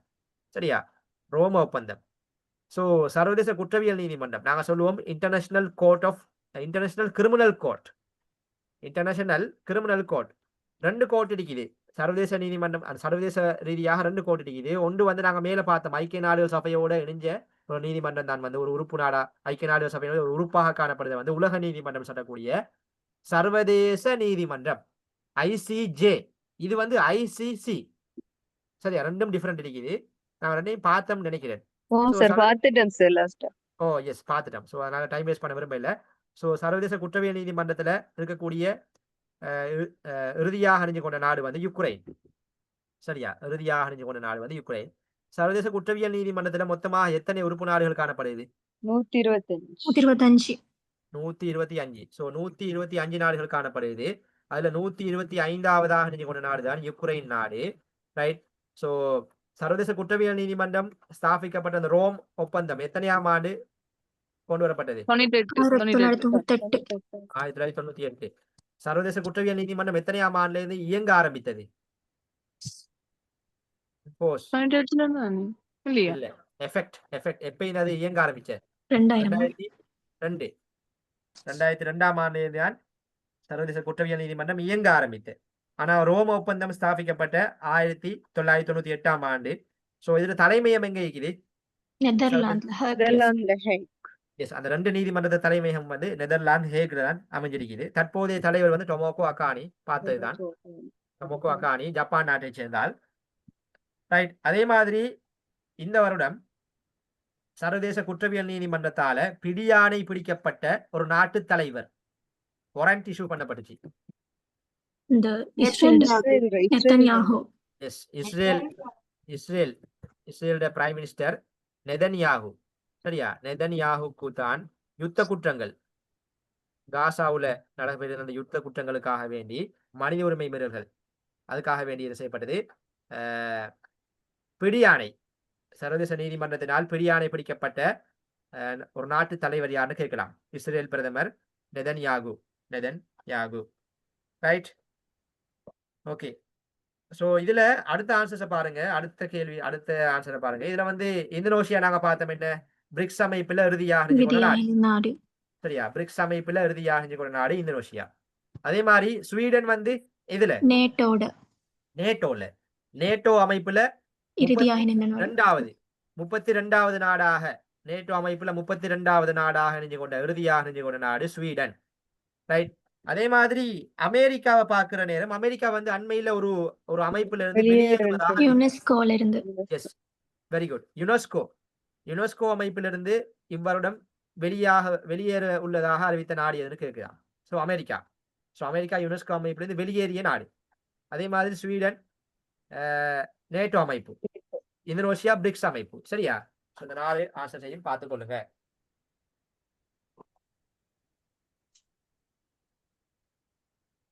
ஓகே, அடுத்த கேள்வியை பாருங்க. 2025 ஆண்டுக்கான G7 நாடுகளின் மாநாடு எங்கு நடைபெற உள்ளது? எங்கு நடைபெற்றது? Canada. S, G7 group of 7 சொல்லுவாங்க. சோ 2025 ஆண்டு எத்தனையாவது மாநாடு நடந்தது? 51. சரியா? 2025 ஆண்டு நடந்தது வந்து 51வது மாநாடு. 51வது மாநாடு ஜூன் மாதம் 16, 17 இந்த G7 நாடுகளோட மாநாடு வந்து கனடா நாட்டுல நடந்தது. சோ 2026 ஆண்டுக்கான 52வது மாநாடு எங்க நடைபெற இருக்கிறது? பிரான்ஸ். ரைட். அப்ப பிரான்ஸை குறிச்சு கொள்ளுங்க. அடுத்த வருடம் 2026 ஆண்டு 52வது மாநாடு. 52வது மாநாடு எங்கு நடைபெற தீர்மானிக்கப்பட்டுள்ளது கேட்டா பிரான்ஸ். Right, France. அதே மாதிரி G7 சம்பந்தமாக நாங்க பாக்குறேன்னு சொன்னா G7 நாடுகள், ரைட், குரூப் ஆஃப் 7 சொல்லுவாங்க. குரூப் ஆஃப் 7 G7 நாடுகள். So group of 7. சோ இதுல 7 நாடுகளோட கூட்டமைப்பு. ரைட், 7 நாடுகளோட கூட்டமைப்பு தான் நாங்க G7 சொல்லுவோம். ரைட், 7 நாடுகளோட கூட்டமைப்பு. சோ அந்த 7 நாடுகளையும் கட்டாயம் தெரிஞ்சிருக்கணும். ஒன்று வந்து நாங்க பார்த்தோம் Canada, France, Canada, France, German, Italy, German, Italy, Japan, United kingdom, United states, UK, USA, அப்புறம் ஐரோப்பிய ஒன்றியம். எஸ், ஐரோப்பிய ஒன்றியம் வந்து அது எண்ணப்படாத நாடு. சரியா? அப்ப Canada, France, German, Italy, Japan, அதோட சேர்த்து UK, USA. சரியா? USA. இதோட ஐரோப்பிய ஒன்றியம் வந்து எண்ணப்படாத. சரியா? நான் கவுண்ட். யூரோப்பியன் யூனியன் வந்து அது இதுக்கு உள்ளடங்காது. சரியா? அது நீங்க செல்லாட்டியும் பிரச்சனை இல்லை. சோ இந்த 7 நாடுகள் தான் மிக முக்கியமான நாடு. இந்த நாடுகளோட கூட்டமைப்பு தான் குரூப் ஆஃப் 7, G7 நாடு. சோ இதுல வளமையாக வர ஒரு கேள்வி ஒன்று இருக்குது. இந்த G7 நாடுகள் இருக்கக்கூடிய ஒரே ஒரு ஆசிய நாடு எதுன்னு கேக்குது? ஜப்பான். சரியா? Only Asian country. G7 அமைப்பில் இருக்கக்கூடிய ஒரே ஒரு ஆசிய நாடு எதுன்னு கேக்குது? ஜப்பான் நாடு. சரியா? மொத்தமாக 7 நாடுகள். இந்த G7 நாடுகள் உருவாக்கப்பட்ட 1973ஆம் ஆண்டு. ரைட், G7 நாடுகள் உருவாக்கப்பட்ட 1973ஆம் ஆண்டு உருவாக்கப்பட்ட அமைப்பு தான் இது. வாஷிங்டன் அமெரிக்காவில் வச்சு உருவாக்கப்பட்ட. ஸோ இதுல மாநாடுகளை கொஞ்சம் கட்டாயம் தெரிஞ்சிருக்கணும். எந்தெந்த ஆண்டுல எந்தெந்த மாநாடு நடந்தது சொல்லி. ரைட். ஸோ தற்போது 51வது மாநாடு 2025ஆம் ஆண்டு நடந்திருக்குது. 2026ஆம் ஆண்டு 52வது மாநாடு பிரான்ஸ் நாட்டில் நடைபெற இருக்கின்றது. ஓகே, அடுத்த கேள்வி. இலங்கையில் பயங்கரவாத தடுப்பு தற்காலிக ஏற்பாடுகள் சட்டமானது யாருடைய காலத்தில் கொண்டு வரப்பட்டது? மஹிந்திரா யாருடைய காலம்? ராஜபக்ஷயா? ஜெயவர்தன. எஸ், மஹிந்த ராஜபக்ச வந்து யுத்தத்தை முடிச்சவர் பேருக்காக வேண்டி அவர் பேர்ல எல்லாம் போட வேணாம். ஸோ அவர் வந்து மஹிந்த ராஜபக்ச அல்ல, ஜேஆர் ஜெயவர்தன. சரியா, ஜேஆர் ஜெயவர்தன காலத்தில்தான் பயங்கரவாத தடுப்புகள் சட்டம். இப்ப அண்மையில இது மிகவும் பேசு பொருளாக போனுச்சு. என்ன காரணம் உங்களுக்கு தெரியும்? பயங்கரவாத தடுப்பு சட்டத்தை இல்லாமலாக்குவதா, இல்ல அதற்கு ஏதாவது மாற்றீடுகள் கொண்டு வருவதா அப்படின்னு சொல்லி ஒரு மக்கள்கிட்டையும் கருத்து கணிப்புகள் எடுத்திருந்தாங்க. சரியா, சோ இது இந்த சட்டம் பயங்கரவாத தடுப்பு தற்காலிக ஏற்பாடுகள் சட்டம். இதுக்கு நாங்க சொல்லுவோம் பிடிஏன்னு சொல்லி சொல்லுவாங்க. PTA, right, PTA prevention of terrorism act. PTA Prevention of Terrorism Act. Prevention of Terrorism. Right. எந்த வருஷம் sir? Yes, sir. Terrorism Act. So இந்த சட்டம் கொண்டு வரப்பட்ட ஆண்டு பிடிஏ சம்பந்தமாக கொஞ்சம் கட்டாயம் பார்த்துட்டு போங்க. ஏன்னா சம்டைம் ஏதாவது கேட்கலாம் தானே. So prevention of terrorism act கொண்டு வரப்பட்ட Act number 48 of 1979. அப்ப 1979ஆம் ஆண்டின் 48ஆம் இலக்க பயங்கரவாத தடுப்பு சட்டம். தமிழ் சொல்றேன் கேட்டுக்கொள்ளுங்க. 1979ஆம் ஆண்டின் 48ஆம் இலக்க பயங்கரவாத தடுப்புகள் சட்டம். அப்ப இது கொண்டு வரப்பட்ட ஆண்டு 1979ஆம் ஆண்டு. யாருடைய காலத்துல கொண்டு வரப்பட்டதுன்னு கேட்டா ஜேஆர் ஜெயவர்தன. இவரால் அந்த சட்டம் கொண்டு வரப்பட்டது. சரியா, ஜேஆர் ஜெயவர்தன.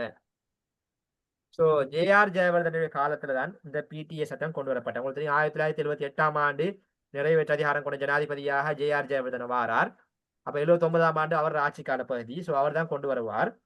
சோ இந்த பிடிஏ சட்டத்துல விசேட அம்சங்கள் என்னன்னு சொன்னா, சாதாரணமாக ஒரு நபர் ஒருவர் கைது செய்யப்பட்டா அவர் 24 ஹவர்ஸுக்கு மேல தடுப்பு காவல வச்சிருக்கப்பட முடியாது.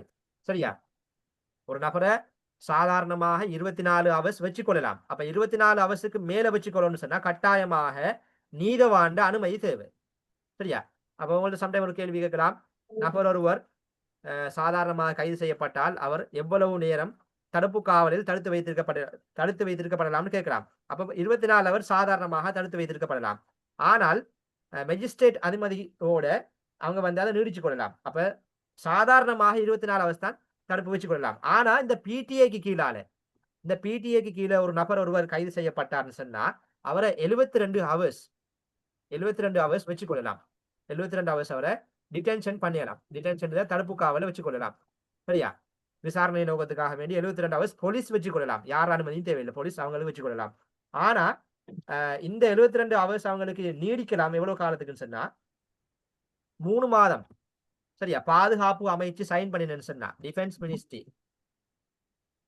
ரைட், டிஃபென்ஸ் மினிஸ்ட்ரி சைன் பண்ணாங்கன்னு சொன்னா, பாதுகாப்பு அமைச்சர் சைன் பண்ணினு சொன்னா, ரைட், பாதுகாப்பு அமைச்சர் சைனோட இதை 3 மாத காலங்கள் வரைக்கும் அவரை தடுப்புல வச்சு கொள்ளலாம்.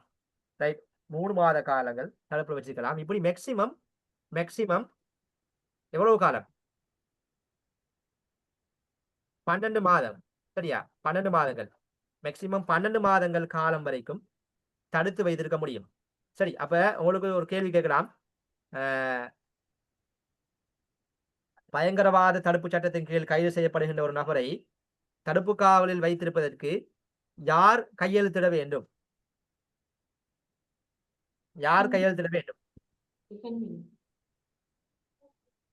பயங்கரவாத தடுப்பு சட்டத்தின் டிஃபென்ஸ் மினிஸ்ட்ரி. சரியா, பாதுகாப்பு அமைச்சர். சரியா, அப்ப பயங்கரவாத தடுப்பு சட்டத்துக்கும் நீதிமன்றங்களுக்கும் எந்த சம்பந்தமும் இல்லை. பயங்கரவாத தடுப்பு சட்டம் முற்றுமுழுதாக பாதுகாப்பு அமைச்சால மேற்கொள்ளப்படக்கூடிய செயற்படுத்தப்படக்கூடிய ஒரு ஒரு சட்டம். சரியா? அப்ப டிஃபென்ஸ் மினிஸ்ட்ரி தான் வந்து அதுக்கு அனுமதி கொடுக்கணும் தடுத்து வைத்திருப்பதற்கு. சரியா? அப்ப பிடிஐ கீழே கைது செஞ்சாங்கன்னு சொன்னா பாதுகாப்பு அமைச்சு சைன் பண்ணிட்டாங்கன்னு சொன்னா அவங்கள 3 மாதம் சொல்லி வச்சுக்கலாம். அப்படி 3 மாதம்னு சொல்லி 12 மாதங்கள் வரை மேக்சிமம் அவர் தடுப்பு வச்சுக் கொள்ளலாம் இந்த சட்டத்திற்குள்ள கைது செய்யப்பட்டால். சோ இது இப்படிப்பட்ட ஒரு கொடூரமான சட்டம் என்ற காரணத்துக்காக வேண்டித்தான் என்ன செய்யப்பட்டது. தற்போது இதில் அதிகமாக சிறுபான்மையின மக்கள் பாதிக்கப்படுறாங்கன்னு ஒரு கருத்தும் இருக்குது. சோ அதன் காரணமாக இந்த சட்டத்தை நீக்குவதா அல்லது இந்த சட்டத்தை தொடர்ந்து வச்சுக்கொள்றதா அல்லது இதுக்கு மாற்றீடாக வேறு ஏதாவது சட்டம் ஒன்றை கொண்டு வருவதான்னு சொல்லி ஒரு ஒரு இப்போ ஒரு கரண்ட்ல இஷ்யூவாக பெய்து கொண்டு இருக்குது. சரியா? அப்ப இந்த சட்டம் கொண்டு வரப்பட்ட ஆண்டு வந்து 1929ஆம் ஆண்டு. ரைட். அதே மாதிரி யாருடைய காலம்னு கேட்டா ஜேஆர் ஜெயவர்தனுடைய காலம். இந்த சட்டத்துக்கு கீழே ஒருவரை எவ்வளவு காலம் அதிகூடிய அளவு தடுத்து வைத்திருக்கலாம்னு கேட்டா 1 வருட காலம்.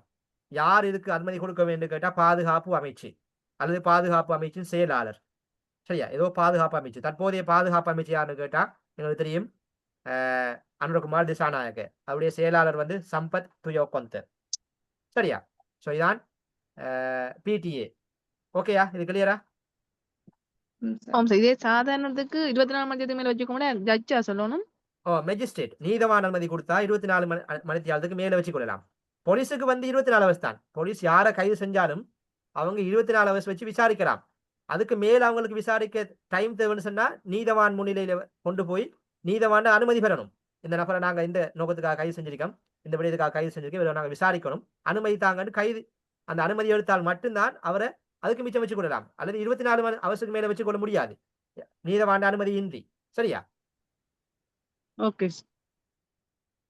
எஸ்கியூஸ் சார், இப்போ ஒரு ஆள் அரெஸ்ட் பண்ணி அடுத்த நாள் வந்து ஹாலிடேயா வந்தா அதுக்கு என்ன மாதிரி சார்? அடுத்த நாள் ஹாலிடே வந்தாலும் அவரோட உரிமை மீறப்பட முடியாது. ஏன்னா 24 ஹவர்ஸ் வந்து நீதவான் அவைலபிளா இருக்கணும். சரியா? நீதவான் வந்து 24 ஹவர் வந்து அவைலபிளான ஒரு பதவி. Okay okay sir, thank you. Okay. So இது ஓகே நினைக்கிறேன். உங்களுக்கு 25வது கேள்வியை பாருங்க. இலங்கை. ஓகே. ஸோ இதுக்குரிய ஆன்சர் வந்து ஜேஆர் ஜெயவர்தன. சரியா? ஜேஆர் ஜெயவர்தன. அடுத்த ஆன்சர்ஸை பார்த்தீங்கன்னா எஸ்டபிள்யூஆர்டி பண்டாரநாயக்க வர மாட்டார். எஸ்டபிள்யூஆர்டி பண்டாரநாயக்க இலங்கையில் ஒரு மிக முக்கியமான சட்டம் ஒன்றை கொண்டு வந்தார். என்ன சட்டம்? தனிச்சிங்கள சட்டம். எஸ், தனிச்சிங்கள சட்டம் 1956ஆம் ஆண்டு. சரியா? 1956 1956 தனிச்சிங்கள சட்டத்தை கொண்டு வந்தால்தான் எஸ்டபிள்யூஆர்டி பண்டாரநாயக்க. சரியா? எஸ்டபிள்யூஆர்டி பண்டாரநாயக்க தனிச்சிங்கள சட்டத்தை கொண்டு வந்தவர். ஸோ ஓகே, 26வது கேள்விக்கு வாங்க. ஜிஎஸ்பி பிளஸ் சலுகையானது இலங்கைக்கு எத்தனையாம் ஆண்டிலிருந்து கிடைக்கப்பெறுகின்றது, அது வழங்கப்படுகின்றது? 2005. 2005. It's very good. So GSP plus சொல்லக்கூடிய உங்களுக்கு தெரியும் இலங்கைக்கு அப்ப ஜிஎஸ்பி கிடைச்சது. இலங்கைக்கு ஆரம்பமாக ஜிஎஸ்பி என்ற பேர்ல கிடைச்சது. அதுக்கு பிறகு ஜிஎஸ்பி பிளஸ்னு மாற்றப்படுது. ஆம் சார். ஸோ ஜிஎஸ்பி எப்ப கிடைச்சது? இலங்கைக்கு ஜிஎஸ்பி எப்ப கிடைச்சது? 1971. எஸ், 1971. இந்த பாருங்க, இந்த இதில் போட்டீங்க 1971ஆம் ஆண்டு தான் இலங்கைக்கு ஜிஎஸ்பி கிடைச்சு. சரியா? ஜிஎஸ்பி கிடைச்ச 1971ஆம் ஆண்டு. அது ஜிஎஸ்பி பிளஸ் ஆக மாற்றப்பட்ட இலங்கைக்கு ஜிஎஸ்பி கிடைச்ச வந்து 1971ஆம் ஆண்டு. 1971ஆம் ஆண்டு இலங்கைக்கு ஜிஎஸ்பி கிடைச்ச. ஜிஎஸ்பி சொல்ற வந்து வரிச்சலுகை. சரியா? ஒரு வரிச்சலுகை கிடைச்சு. அதுக்கு பிறகு இது ஜிஎஸ்பி பிளஸ் ஆக மாற்றப்பட்ட வந்து 2005ஆம் ஆண்டு. ஸோ ஜிஎஸ்பி பிளஸ் வந்து வரி நீக்கம். வரியே அறவே இல்லை. வரிச்சலுகைண்டா ஒரு குறிப்பிட்ட ஒரு சலுகை இருக்கும் பாருங்க. 20% எல்லா நாடுகளுக்கும் 20% அறவிடப்படுதுன்னா இலங்கைக்கு வந்து 10% அறவிடப்படும். அது சலுகை. சரியா? ஜிஎஸ்பி பிளஸ் வந்து வரி நீக்கம் அல்லது ஜீரோ டெக்ஸ். வரி இல்லை, வரி பூச்சிய வரி, ஜீரோ டெக்ஸ். சரியா? இப்போ வரிச்சலுகை, பூச்சிய வரி, அதான் வித்தியாசம். சரியா? ஜிஎஸ்பின்னு சொல்ற வந்து வரிச்சலுகை. ரைட்? வரிச்சலுகை. ஜிஎஸ்பி பிளஸ் வந்து பூச்சிய வரி. டிஃபரெண்ட் விளங்கிட்டா? டிஃபரெண்ட் ஓகேயா? ஆமாம் ரைட், சார். அதான் விஷயம். ஜிஎஸ்பி இது ஜிஎஸ்பி யார் கொடுக்குறது சார்? ஓகே, அதான் இது வந்து என்ன கேட்டா ஐரோப்பிய யூனியன் நீக்கிதானே, ஐரோப்பிய யூனியன்ல வந்து ஐரோப்பிய யூனியன் இருக்கக்கூடிய நாடுகளுக்கு ஏற்றுமதி செய்யக்கூடிய நாடுகள், அதாவது இலங்கை போன்று அபிவிருத்தி அடைந்து வரக்கூடிய நாடுகளுக்கு வந்து அவங்க வந்து ஒரு ஒரு இது கொடுப்பாங்க, என்ன சொல்ற, ஒரு சலுகை ஒன்று கொடுக்குறாங்க. அந்த நாடுகள் பொருளாதார ரீதியாக முன்னேறணும் சொல்லி, அதுக்காக வேண்டி தான் கொடுக்கப்படுது. சரி, அப்ப வியாபாரத்துல எல்லாத்தையுமே நாங்க டெக்ஸுக்கே கட்டினா எங்க நாடு எங்க முன்னேற போகுது? அதுக்காக வேண்டி தான் இது கொடுக்குறாங்க. ஐரோப்பிய யூனியனுக்கு ஏற்றுமதி செய்யக்கூடிய அந்த பொருட்களுக்கு இப்ப இலங்கையிலிருந்து பொதுவாக அதிகமாக தேயிலை ஏற்றுமதி செய்யப்படுது, ஆடைகள் ஏற்றுமதி செய்யப்படுது. இப்ப அந்த அந்த நாடுகளுக்கு நாங்க ஏற்றுமதி செய்யறதுக்கு அந்த ஏற்றுமதி வரி அவங்க கூட்டி வச்சாங்கன்னு சொன்னா எங்களுக்கு அது லாபம் இல்லை. அந்த பிசினஸ் பண்ணுறதுக்கு எங்களுக்கு லாபம் இல்லை. அப்ப அவங்க லாபம் ஒன்று வந்து எங்களுக்கு வரியை குறைக்கணும், அப்படி இல்லைன்னா எங்களுக்கு வரியை இல்லாமல் ஆக்கணும். சரியா? அப்ப இலங்கையில பொருளாதார முன்னேற்றத்துக்காக வேண்டிதான் இந்த வரி வழங்கப்படுகின்றது. ஸோ இது ஐரோப்பிய யூனியனால் வழங்கப்படுகின்ற இந்த வரி தான் ஜிஎஸ்பி பிளஸ் சொல்லுவோம். அப்ப இலங்கைக்கு வழங்கப்பட்ட ஆண்டு ஆரம்பமாக 1971ஆம் ஆண்டு, அதுக்கப்புறம் ஜிஎஸ்பி பிளஸ் 2005ஆம் ஆண்டு வழங்கப்பட்டது. சரியா? அதுக்கு பிறகு இந்த வரி வந்து இலங்கையில யுத்தம் நிறைவடைந்ததுக்கு பிறகு நிப்பாட்டப்பட்டுச்சு. 2010 குறிப்பாக 2010க்கு பிறகு இந்த வரி வந்து இலங்கைக்கு வரிச்சலுகை ஜிஎஸ்பி பிளஸ் வந்து சஸ்பெண்ட் பண்ணப்பட்ட ஜிஎஸ்பி பிளஸ் வந்து சஸ்பெண்ட் பண்ணப்பட்டிருந்துச்சு. ரைட், சஸ்பெண்ட் இடைநிறுத்தப்பட்டுச்சு. ஏன்னா அதிகமாக யுத்த குற்றங்கள் இலங்கையில நடைபெற்ற அந்த யுத்த குற்றங்கள்ல மனித உரிமை மீறல்கள் அதிகமாக காணப்பட்டதன் காரணமாக, ஹியூமன் ரைட்ஸ் வயலேஷன் அதிகமாக காணப்பட்டதன் காரணமாக இந்த வரிச்சலுகையில இலங்கைக்கு வழங்க இல்லை, ஐரோப்பிய யூனியன் வழங்க இல்லை. ஸோ திரும்பவும் இந்த வரிச்சலுகை பேச்சுவார்த்தைக்கு பிறகு இலங்கைக்கு வழங்குவதாக அறிவிக்கப்பட்டது. அப்ப இலங்கைக்கு ஜிஎஸ்பி பிளஸ் வரிச்சலுகை மீண்டும் எப்போது கிடைக்கப்பட்டது?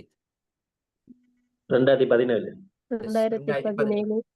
2017. ஸோ 2017 இருந்து இந்த வரிச்சலுகை 2027ஆம் ஆண்டு வரைக்கும் வழங்கப்படும். சரியா? 2027ஆம் ஆண்டு வரைக்கும் இந்த வரிச்சலுகை தற்போது அமுலில் உள்ளது. ஜிஎஸ்பி பிளஸ் தற்போது அமுலில் உள்ளது. சம்டைம் கேட்கலாம், தற்போது அமுலில் இருக்கின்ற ஜிஎஸ்பி பிளஸ் வரிச்சலுகையானது எவ்வாண்டு வரைக்கும் வழங்கப்பட்டுள்ளது? 2027ஆம் ஆண்டு வரைக்கும் வழங்கப்பட்டுள்ளது. ரைட், அப்ப மீண்டும் இலங்கைக்கு ஜிஎஸ்பி பிளஸ் வரிச்சலுகை கிடைத்த ஆண்டு தான் வந்து 2017. அப்ப ஜிஎஸ்பி பிளஸ் என்னது விலங்கு இல்ல? நிப்பாட்டின எப்ப சார் அது? 2010ஆம் ஆண்டு அந்த யுத்தங்கள் நிறைவடைந்தவுடன் நிப்பாட்டின, சஸ்பெண்ட் பண்ணப்பட்ட. சரியா? அப்ப திரும்பவும் 2017ஆம் ஆண்டு வழங்கப்பட்ட. அப்ப 2017ஆம் ஆண்டு தான் மீண்டும் இலங்கைக்கு வழங்கப்பட்ட ஜிஎஸ்பி பிளஸ். இலங்கைக்கு வழங்கப்பட்ட முதலாவதா வழங்கப்பட்ட ஆண்டு 2005ஆம் ஆண்டு. சரியா? 2005ஆம் ஆண்டு. 1971ஆம் ஆண்டு வழங்கப்பட்டது வந்து ஜிஎஸ்பி. Right, okay. 2002ஆம் ஆண்டு இலங்கையில என்ன வரி கொண்டு வரப்பட்ட? வெட் வரி. வெட் வரி. அது வெட் வரின்னு சொல்லுவோம். வெட் வரி, வேல்யூ ஆடட் டேக்ஸ். சரியா? 2002ஆம் ஆண்டு இலங்கையில கொண்டு வரப்பட்ட வரி வந்து வெட் வரி, வேல்யூ ஆடட் டேக்ஸ், பெறுமதி சேர் வரின்னு சொல்லுவோம். ரைட், பெறுமதி சேர் வரி, வேல்யூ ஆடட் டேக்ஸ். ஸோ 2002ஆம் ஆண்டு கொண்டு வரப்பட்ட வரி தான் வெட் வரின்னு சொல்லுவோம். தற்போது அமுலில் உள்ள வெட் வரி வீதம் 18 வீதம். ஞாபகம் வச்சுக்கொள்ளுங்க, திரும்பி மறந்துடுவீங்க. அதான் தற்போது அமுலில் உள்ள வெட் வரி வீதம் வந்து 18 வீதம். Okay, right. அப்ப 2002ஆம் ஆண்டு வெட் வரி அறிமுகப்படுத்தப்பட்டது. ஓகே, 27ஆவது கேள்வியை பாருங்க. இலங்கைக்கு ஜிஎஸ்பி பிளஸ் சலுகையானது எங்கிருந்து கிடைக்கப்படுகிறது சொன்னேன்? எங்கிருந்து? ஐரோப்பிய ஒன்றியம். ஸோ ஐரோப்பிய ஒன்றியம் சம்பந்தமாக பார்க்கிறோம்னா ஐரோப்பிய ஒன்றியத்துல மொத்தமாக எத்தனை நாடுகள் காணப்படுது தற்போது? 27. எஸ், ஐரோப்பிய ஒன்றியத்துல தற்போது மொத்தமாக 27 நாடுகள். ஐரோப்பிய ஒன்றியத்துல தற்போது மொத்தமாக 27 நாடுகள் காணப்படுது. 27 நாடுகள் காணப்படுது. ஸோ இந்த 27 நாடுகளின் கூட்டமைப்பு தான் ஐரோப்பிய ஒன்றியம் சொல்லுவோம். ஸோ இந்த ஐரோப்பிய ஒன்றியத்துல வந்து ஐரோப்பிய ஒன்றியம் உருவாக்கப்பட்ட ஆண்டு 1993ஆம் ஆண்டு. 1993ஆம் ஆண்டு உருவாக்கப்பட்ட அமைப்பு தான் இந்த ஐரோப்பிய யூனியன், யூரோப்பியன் யூனியன் சொல்லுவாங்க. ஸோ இந்த ஐரோப்பியன் யூனியன் மொத்தமாக 27 நாடுகள் காணப்படுது. அதுல இறுதியாக வெளியேறிய நாடு யூகே. அதை நாங்க சொல்லுவோம் பிரெக்சிட்னு சொல்லுவாங்க. சரியா? பிரெக்சிட்னு சொல்லுவாங்க. பிரிட்டிஷ் வந்து இந்த பிஆர் வந்து பிரிட்டிஷ், எக்ஸிட் வெளியாகுது. சரியா? அப்ப பிரெக்சிட்னு சொல்லப்பட்டுச்சு ஷோட்டாக. ஸோ இறுதியாக வெளியாகிய நாடு வந்து யூகே. எத்தனையாம் ஆண்டு வெளியாகியது உத்தியோகபூர்வமாக? 2020ஆம் ஆண்டு. சரியா? அப்ப பிரெக்சிட் இறுதியாக வெளியாகிய நாடு, ஐரோப்பிய ஒன்றியத்திலிருந்து வெளியேறிய நாடு எதுன்னு கேட்டா பிரிட்டிஷ் அதாவது யூகே 2020ஆம் ஆண்டு. அதே மாதிரி ஐரோப்பிய ஒன்றியத்தில் பயன்படுத்தக்கூடிய பொதுவான நாணய அலகு currency euro euro euro euro. Right, euro currency தான் இந்த ஐரோப்பிய நாடுகள், இந்த 27 நாடுகளுக்குள்ள யூரோ பயன்பாட்டில் இருக்குது. ரைட். அதே மாதிரி ஐரோப்பிய ஒன்றியத்தில் தலைமையகம் ஹெட் குவார்டர்ஸ் டென்மார்க்கா? இல்ல இல்ல Brussels Brazil. Brussels Belgium. Belgium. சரியா, பிரசல்ஸ் பெல்ஜியம். பெல்ஜியம்ல இருக்குது, பிரசல்ஸ் பெல்ஜியம்ல இருக்குது ஐரோப்பிய ஒன்றியத்துல தலைமையகம். அதே மாதிரி இந்த ஐரோப்பிய ஒன்றியத்துக்கு தலைவர்னு சொல்லி இல்லை, இதுக்கு மிக முக்கியமான 3 பதவிகள் இருக்கு. அந்த 3ஐயும் கட்டாயம் நீங்க பார்த்துக்கணும். முக்கியமான 3 தலைமை பதவிகள் காணப்படுது. ஒன்று வந்து இந்த ஐரோப்பிய ஒன்றியத்துல பிரசிடென்ட் ஒரு ஆள் இருக்காரு, யூரோப்பியன் கவுன்சில் சொல்லி ஒன்று இருக்குது, யூரோப்பியன் கவுன்சில். ஸோ இந்த யூரோப்பியன் கவுன்சிலோட தலைவர் வந்து பிரசிடென்ட் வந்து அன்டோனியோ கோஸ்டா. Antonio Costa. அதே மாதிரி ஐரோப்பிய கொமிஷன் சொல்லி இன்னொன்று இருக்குது, யூரோப்பியன் கொமிஷன். ஸோ இதுக்கும் ஒரு தலைவர் இருக்கார், அது வந்து அர்சுலோ வொண்டர்லியோன். அர்சுலோ வொண்டர்லியோன்.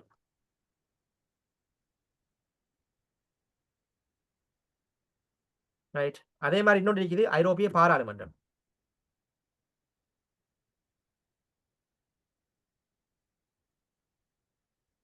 ஸோ இதுல தலைவர் வந்து ரொபர்டோ மெட்சோலா. இப்படிதான் அந்த ஐரோப்பிய ஒன்றியத்தில் மிக முக்கியமான 3 பதவிகள், ஐரோப்பிய கவுன்சில், ஐரோப்பிய கொமிஷன், ஐரோப்பிய பாராளுமன்றம். ஸோ இந்த 3 பேரையும் ஞாபகம் வச்சுக்கொள்ளுங்க, அன்டோனியோ கோஸ்டா, அர்சுலோ வொண்டர்லியோன், ரொபர்டோ மெட்சோலா. ஸோ இதை தாண்டி ஐரோப்பிய ஒன்றியத்தில் நீ பார்க்கறதுக்கு ஒன்றும் இல்லை எங்களுக்கு. ஸோ இதுகளை ஞாபகம் வச்சுக்கொண்டீங்கன்னா போதும். ஸோ அதே மாதிரி இலங்கைக்கு இந்த ஜிஎஸ்பி பிளஸ் எங்கிருந்து கிடைக்கப்படுதுன்னா ஐரோப்பிய ஒன்றியம். சரியா, மொத்தமாக 27 நாடுகள். அது வளமையா வாரது எத்தனை நாடுகள் இருக்குன்னு கேட்டுவார். 27 நாடுகள். தலைமை எதை கேட்டு வரலாம், எத்தனையாம் ஆண்டு உருவாக்கப்படுன்னு கேட்கலாம், அல்லது அந்த பொது நாணயத்தை கேட்கலாம். சரியா, ஸோ அந்த விஷயங்களை பார்த்துக்கொள்ளுங்க.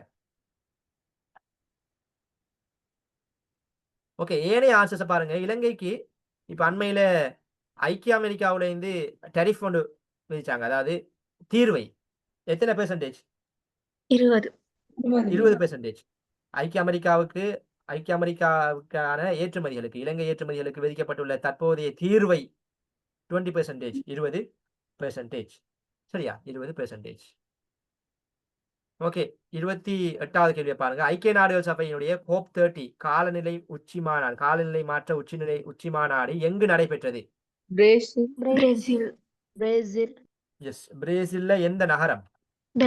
பெலம். சரியா, பெலம் நகரம். பிரேசில்ல பெலம் நகரம். பிரேசில்ல பெலம் நகரத்துல தான் COP30 மாநாடு. ரைட், பிரேசில்ல பெலம் நகரம், பெலம் நகரத்துல தான் COP30 மாநாடு, கிளைமேட் சேஞ்ச் சம்பந்தமான 30வது மாநாடு. சரியா, அப்ப COP30 கூட இது கேள்வியில் இருக்குது 30வது மாநாடு COP30. அதே மாதிரி COP30 அந்த மாநாடு சம்பந்தமா பாக்குறேன்டா. அப்ப COP29 எங்க நடந்த? 29 COP29 அசர்பைஜான். எஸ், அசர்பைஜான். இருக்கு பாருங்க, அசர்பைஜான்ல தான் இதுக்கு முன்னுக்கு நடந்த 29வது மாநாடு நடந்த. சரியா, 29வது மாநாடு நடந்த COP29 அசர்பைஜான்ல. அதே மாதிரி COP1 நடந்ததுதான் வந்து ஜெர்மனில. முதலாவது மாநாடு நடந்த ஜெர்மனில 1995ஆம் ஆண்டு. 1995ஆம் ஆண்டு நடந்ததுதான் வந்து COP1 மாநாடு ஜெர்மனில நடந்தது. சரியா, அப்ப ஐக்கிய நாடுகள் சபையுடைய காலநிலை மாற்ற உச்சி மாநாடு முதலாவது மாநாடு எங்கு நடைபெற்றதுன்னு கேட்டா ஜெர்மன்.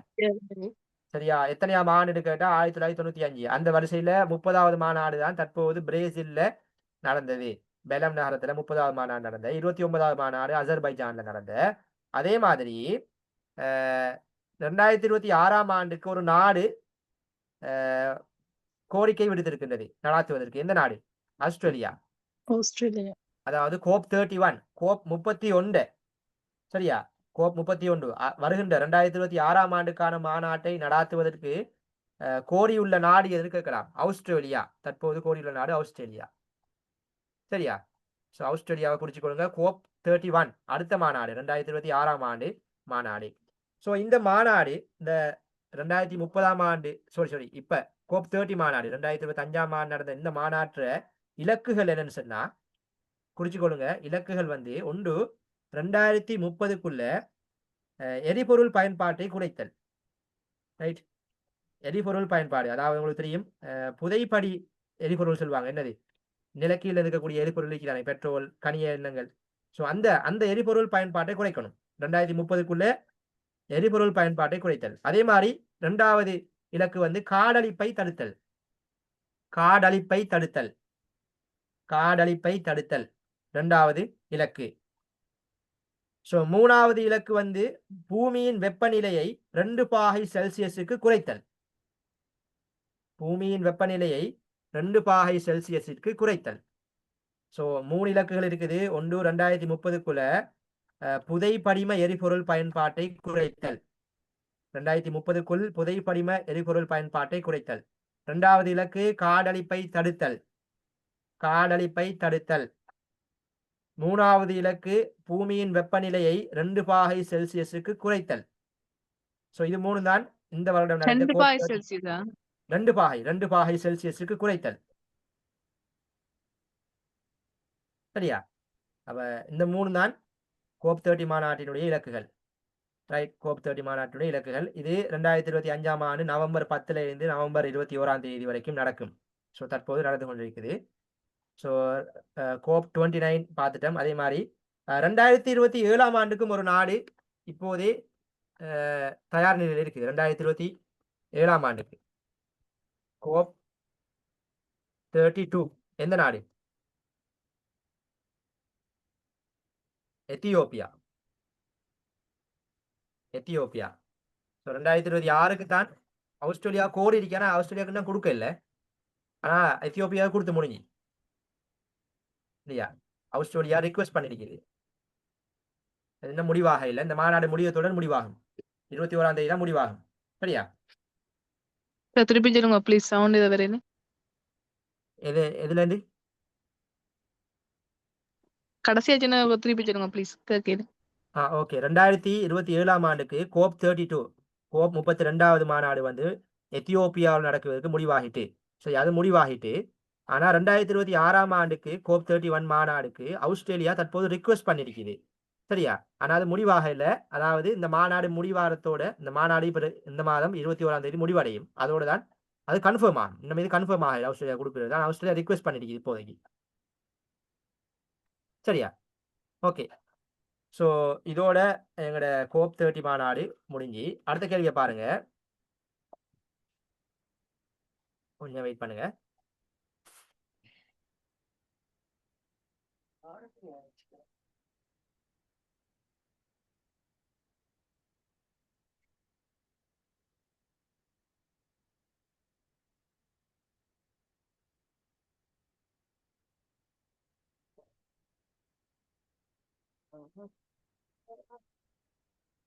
அடுத்த கேள்வியை பாருங்க. இலங்கைக்கு முதலாக ஒலிம்பிக் பதக்கம் கிடைத்த ஆண்டு?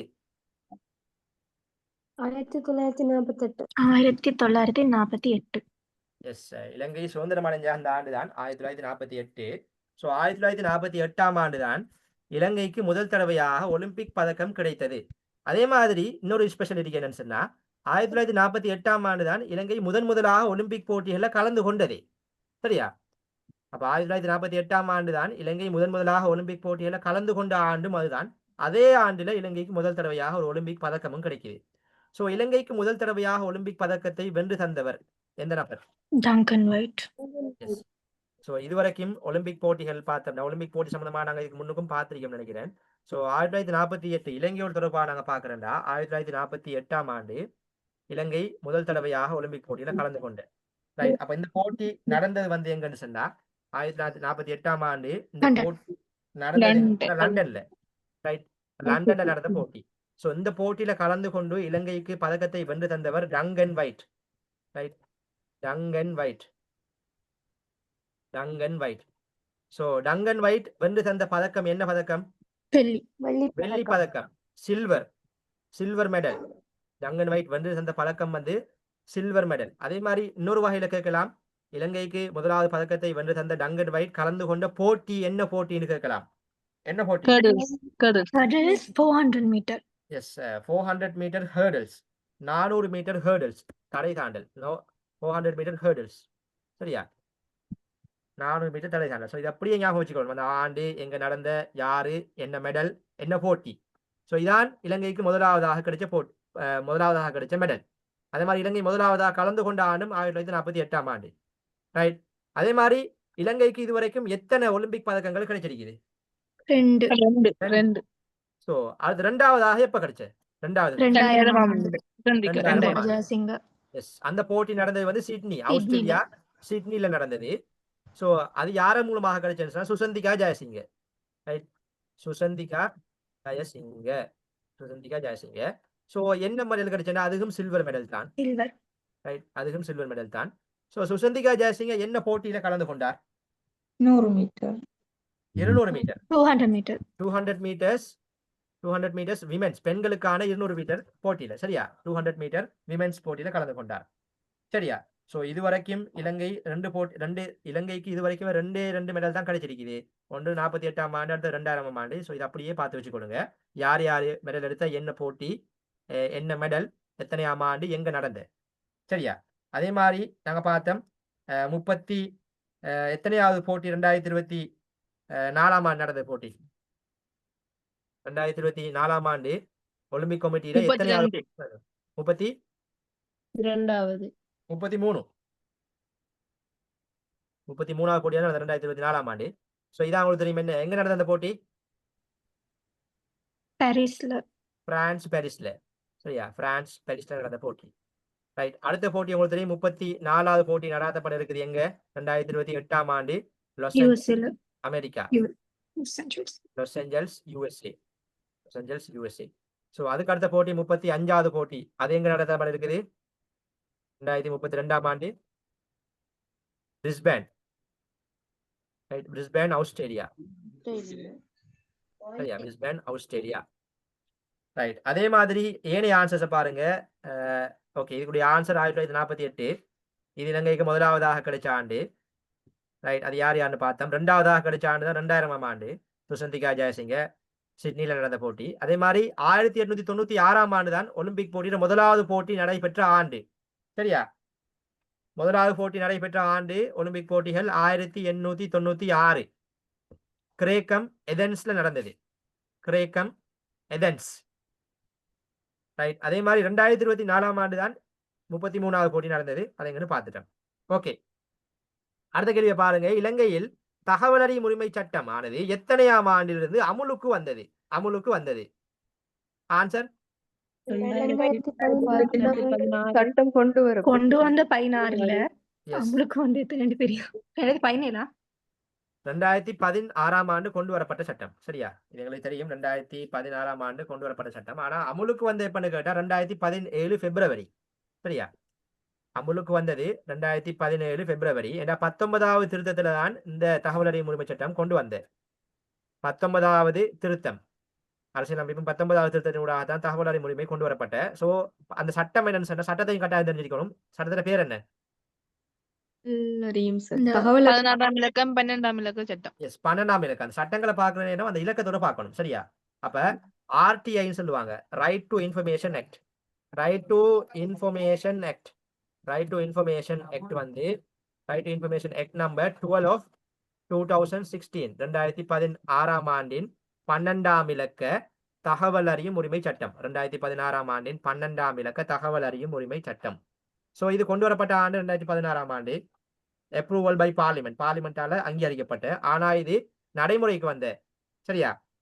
எத்தனையாம் ஆண்டு இது அமுலுக்கு வந்ததுன்னு கேட்டா 2017 பிப்ரவரி 3.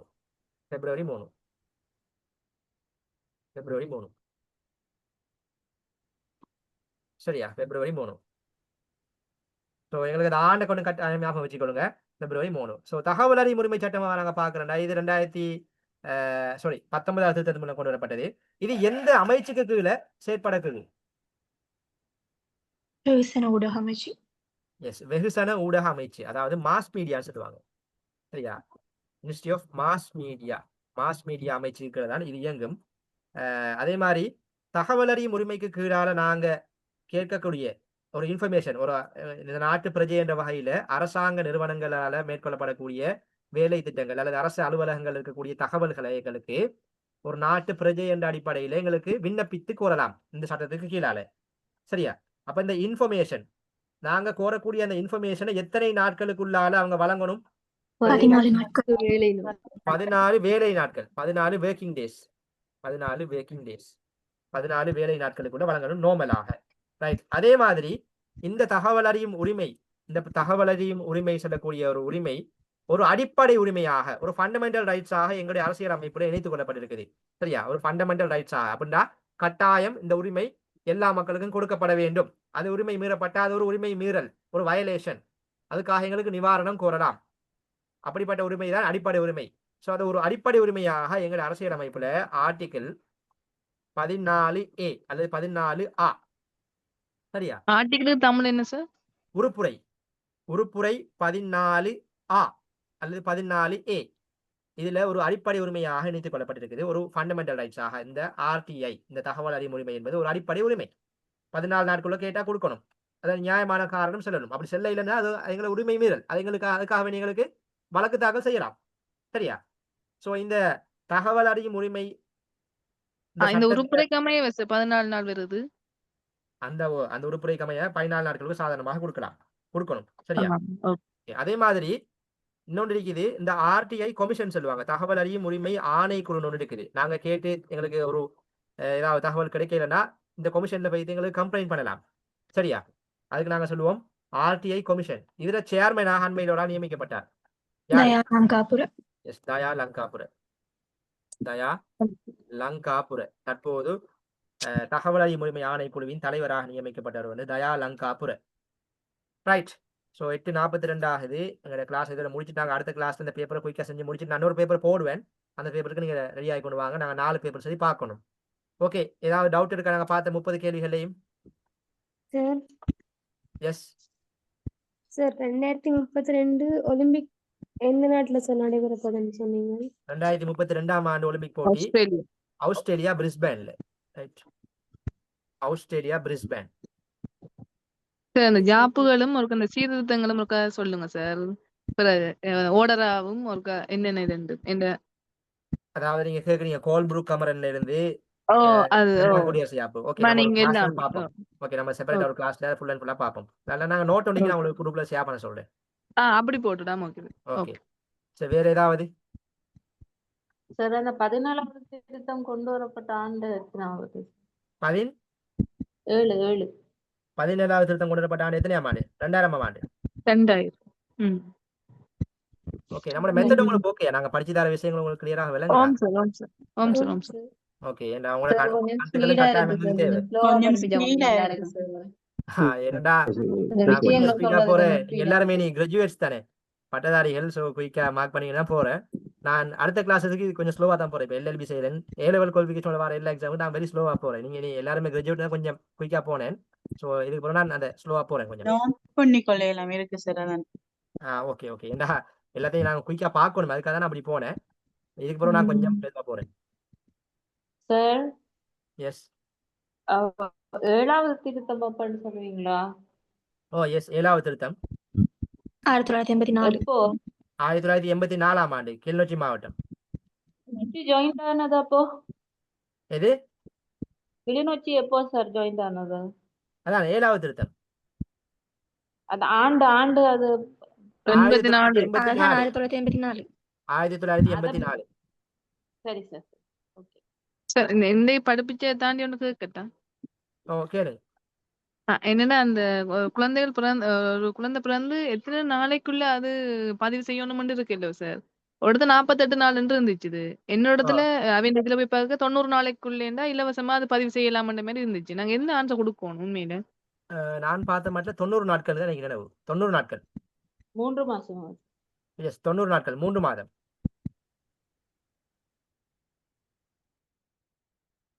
ஓகே, வேற ஏதாவது?